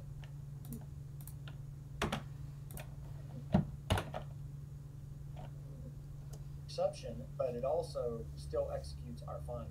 So again, that's a way that you can make sure that you properly close down certain things. So like, closing down a database or something like that. Something that needs to be done regardless if the code is successful or not. Okay, so we're just about done, but the last thing that I wanted you to know about exceptions is that you can actually raise exceptions on your own if you need to do that. So it doesn't have to be something that Python would have caught on its own. So for example here, I have this corrupt file.txt. So if I open up this corrupt_file.txt, now there's nothing actually wrong with this file, but I'm just kind of using it for this example. So I want to raise my own exception here. So I'm going to say if f.name is equal to, and I'm going to say corruptfile.txt, so I'll copy that and paste it in there. Now I'm going to raise an exception manually. So to do that, it's as easy as saying raise and then the exception that you want to raise. So I'll just raise this general exception here. So if I save that, and if I run that,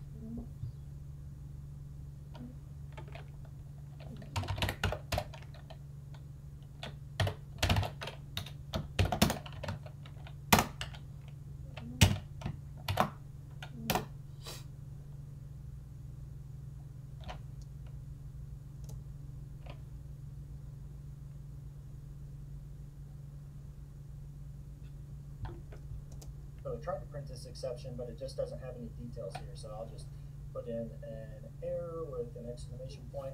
So if I run that again, you can see that this line did raise this exception. So then it went down to where this except line where we were handling that exception, and it printed out the error.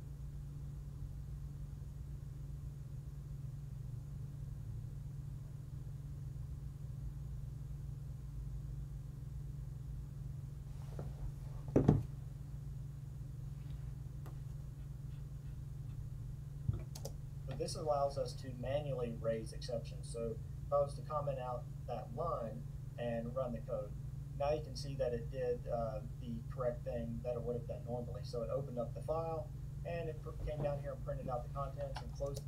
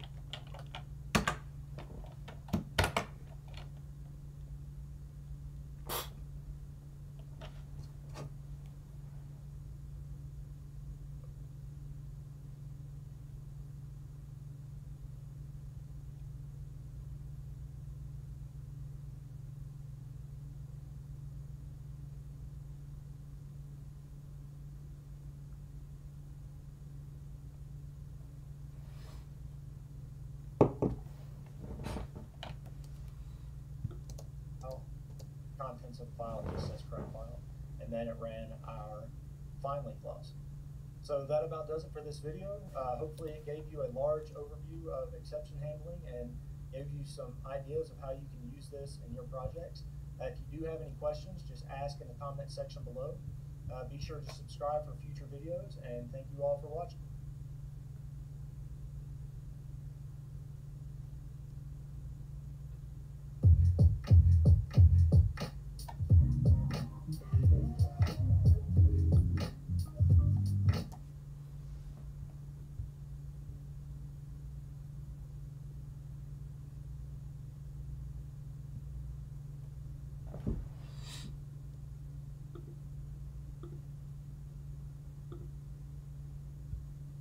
Up.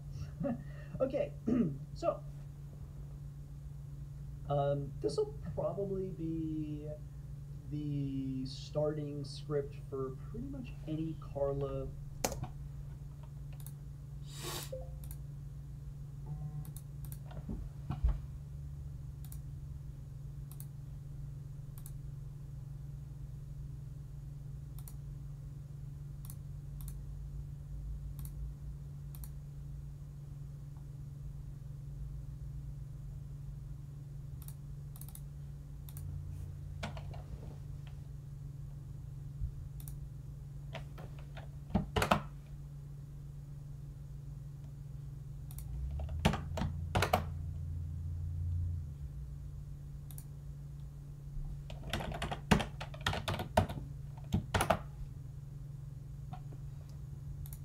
code that you're going to write, honestly. Well, we would first need to connect, so let's do that as well. So we're going to say client equals Carla.client, and then we're connecting localhost. Again, that could be some sort of remote public.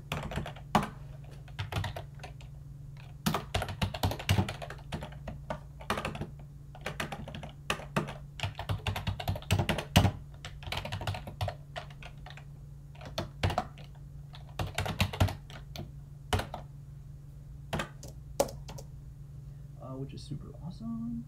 In the case of reinforcement learning, one of the hardships of